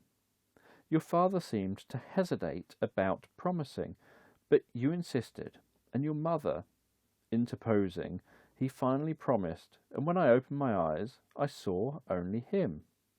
I had been quite serious when I said that I was not sure that I had not dreamt the conversation I fancied I had overheard. So incomprehensible was it that these people should know anything of me, a contemporary of their great-grandparents, which I did not know myself. But when I saw the effect of my words upon Edith, I knew that it was no dream, but another mystery, and a more puzzling one than any I had before encountered. For from the moment that the drift of my question became apparent, she showed indications of the most acute embarrassment.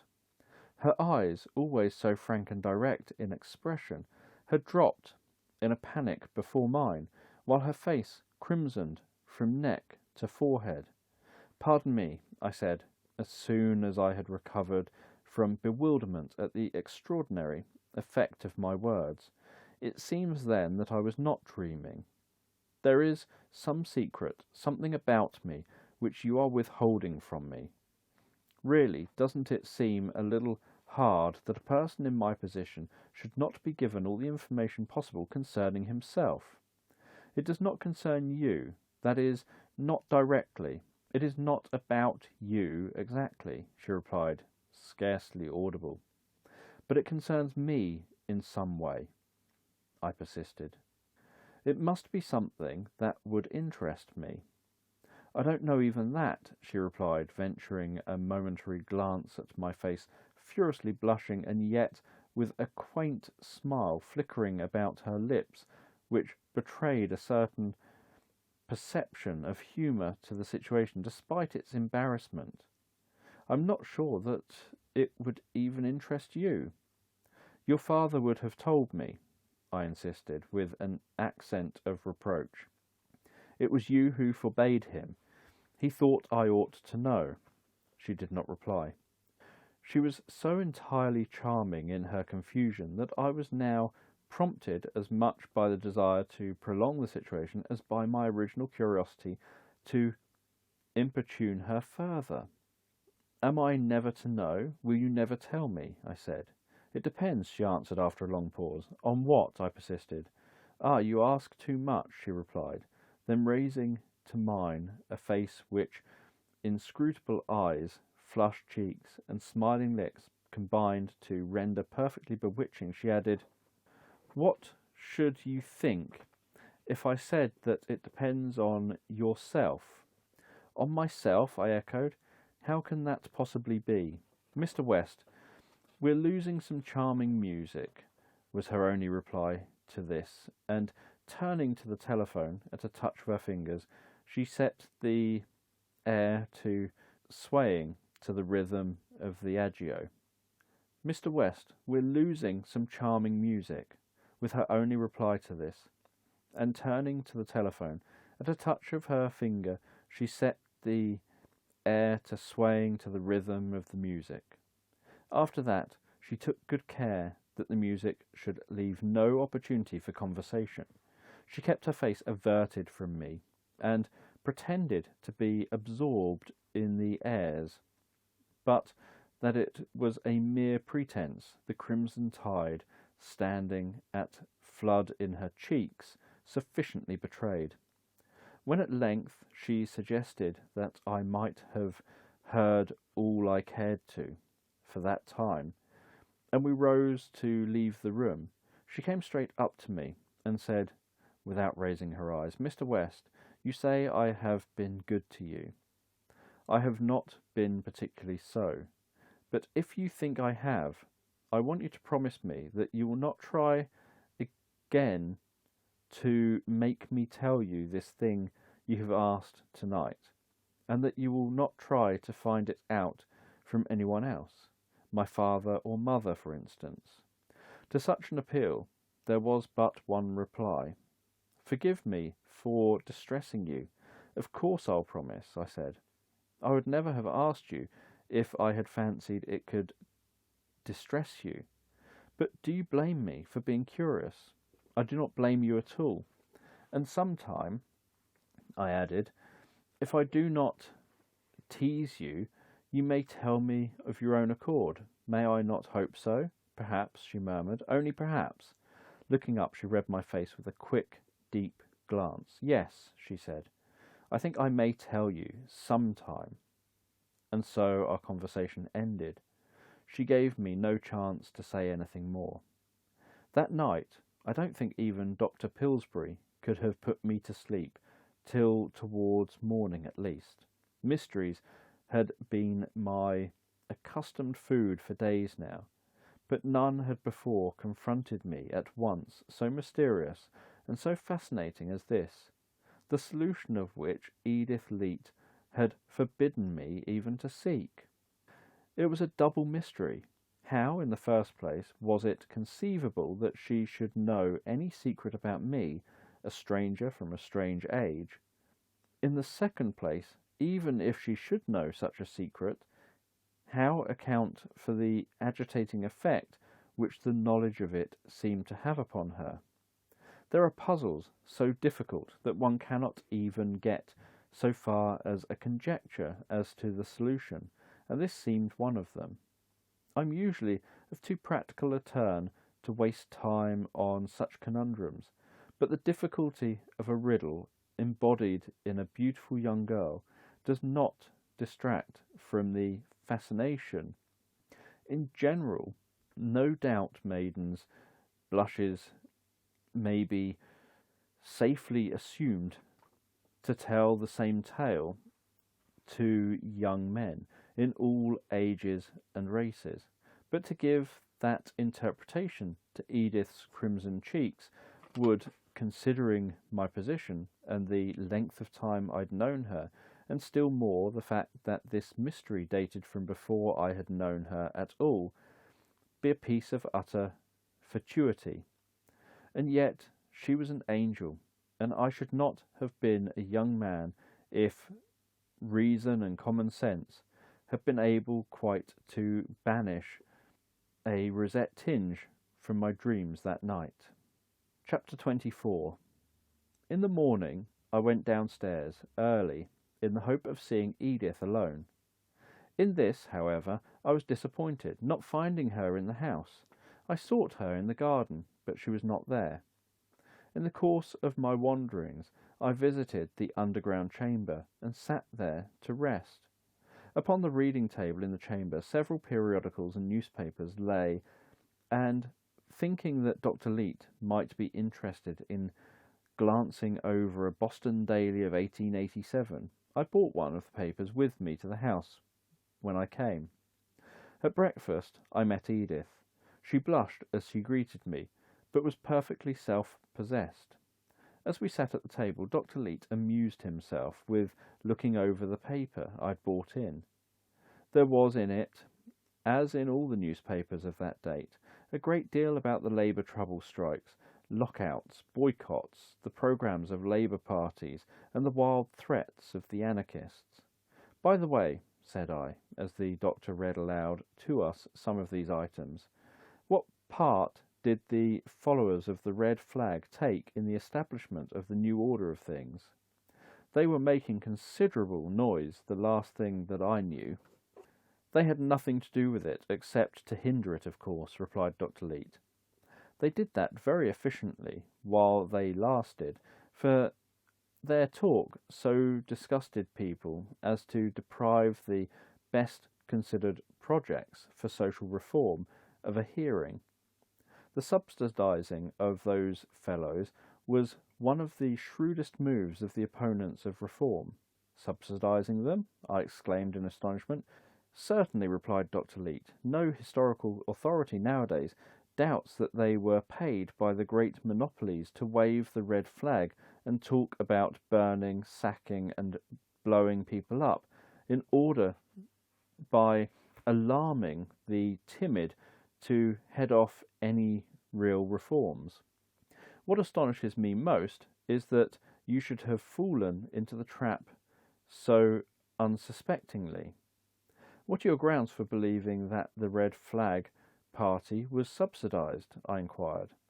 Why, simply because they must have seen that their course made 1,000 enemies of their professed cause to one friend. Not to suppose that they were hired for their work is to credit them with an inconceivable folly. In the United States, of all countries, no party could intelligently expect to carry its point without first winning over its ideas a majority of the nation, as the National Party eventually did. The National Party, I exclaimed. That must have arisen after my day. I suppose it was one of the Labour parties. Oh no, replied the doctor. The Labour parties, as such, never could have accomplished anything on a large or permanent scale.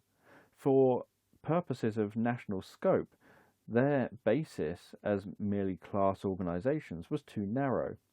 It was not till a rearrangement of the industrial and social system on a higher ethical basis, and for the more efficient production of wealth, was recognised as the interest not of one class, but equally of all classes, of rich and poor, cultured and ignorant, old and young, weak and strong, men and women, that there was any prospect that it would be achieved. Then the National Party arose to carry it out by political methods. It probably took that name because its aim was to nationalise the functions of production and distribution.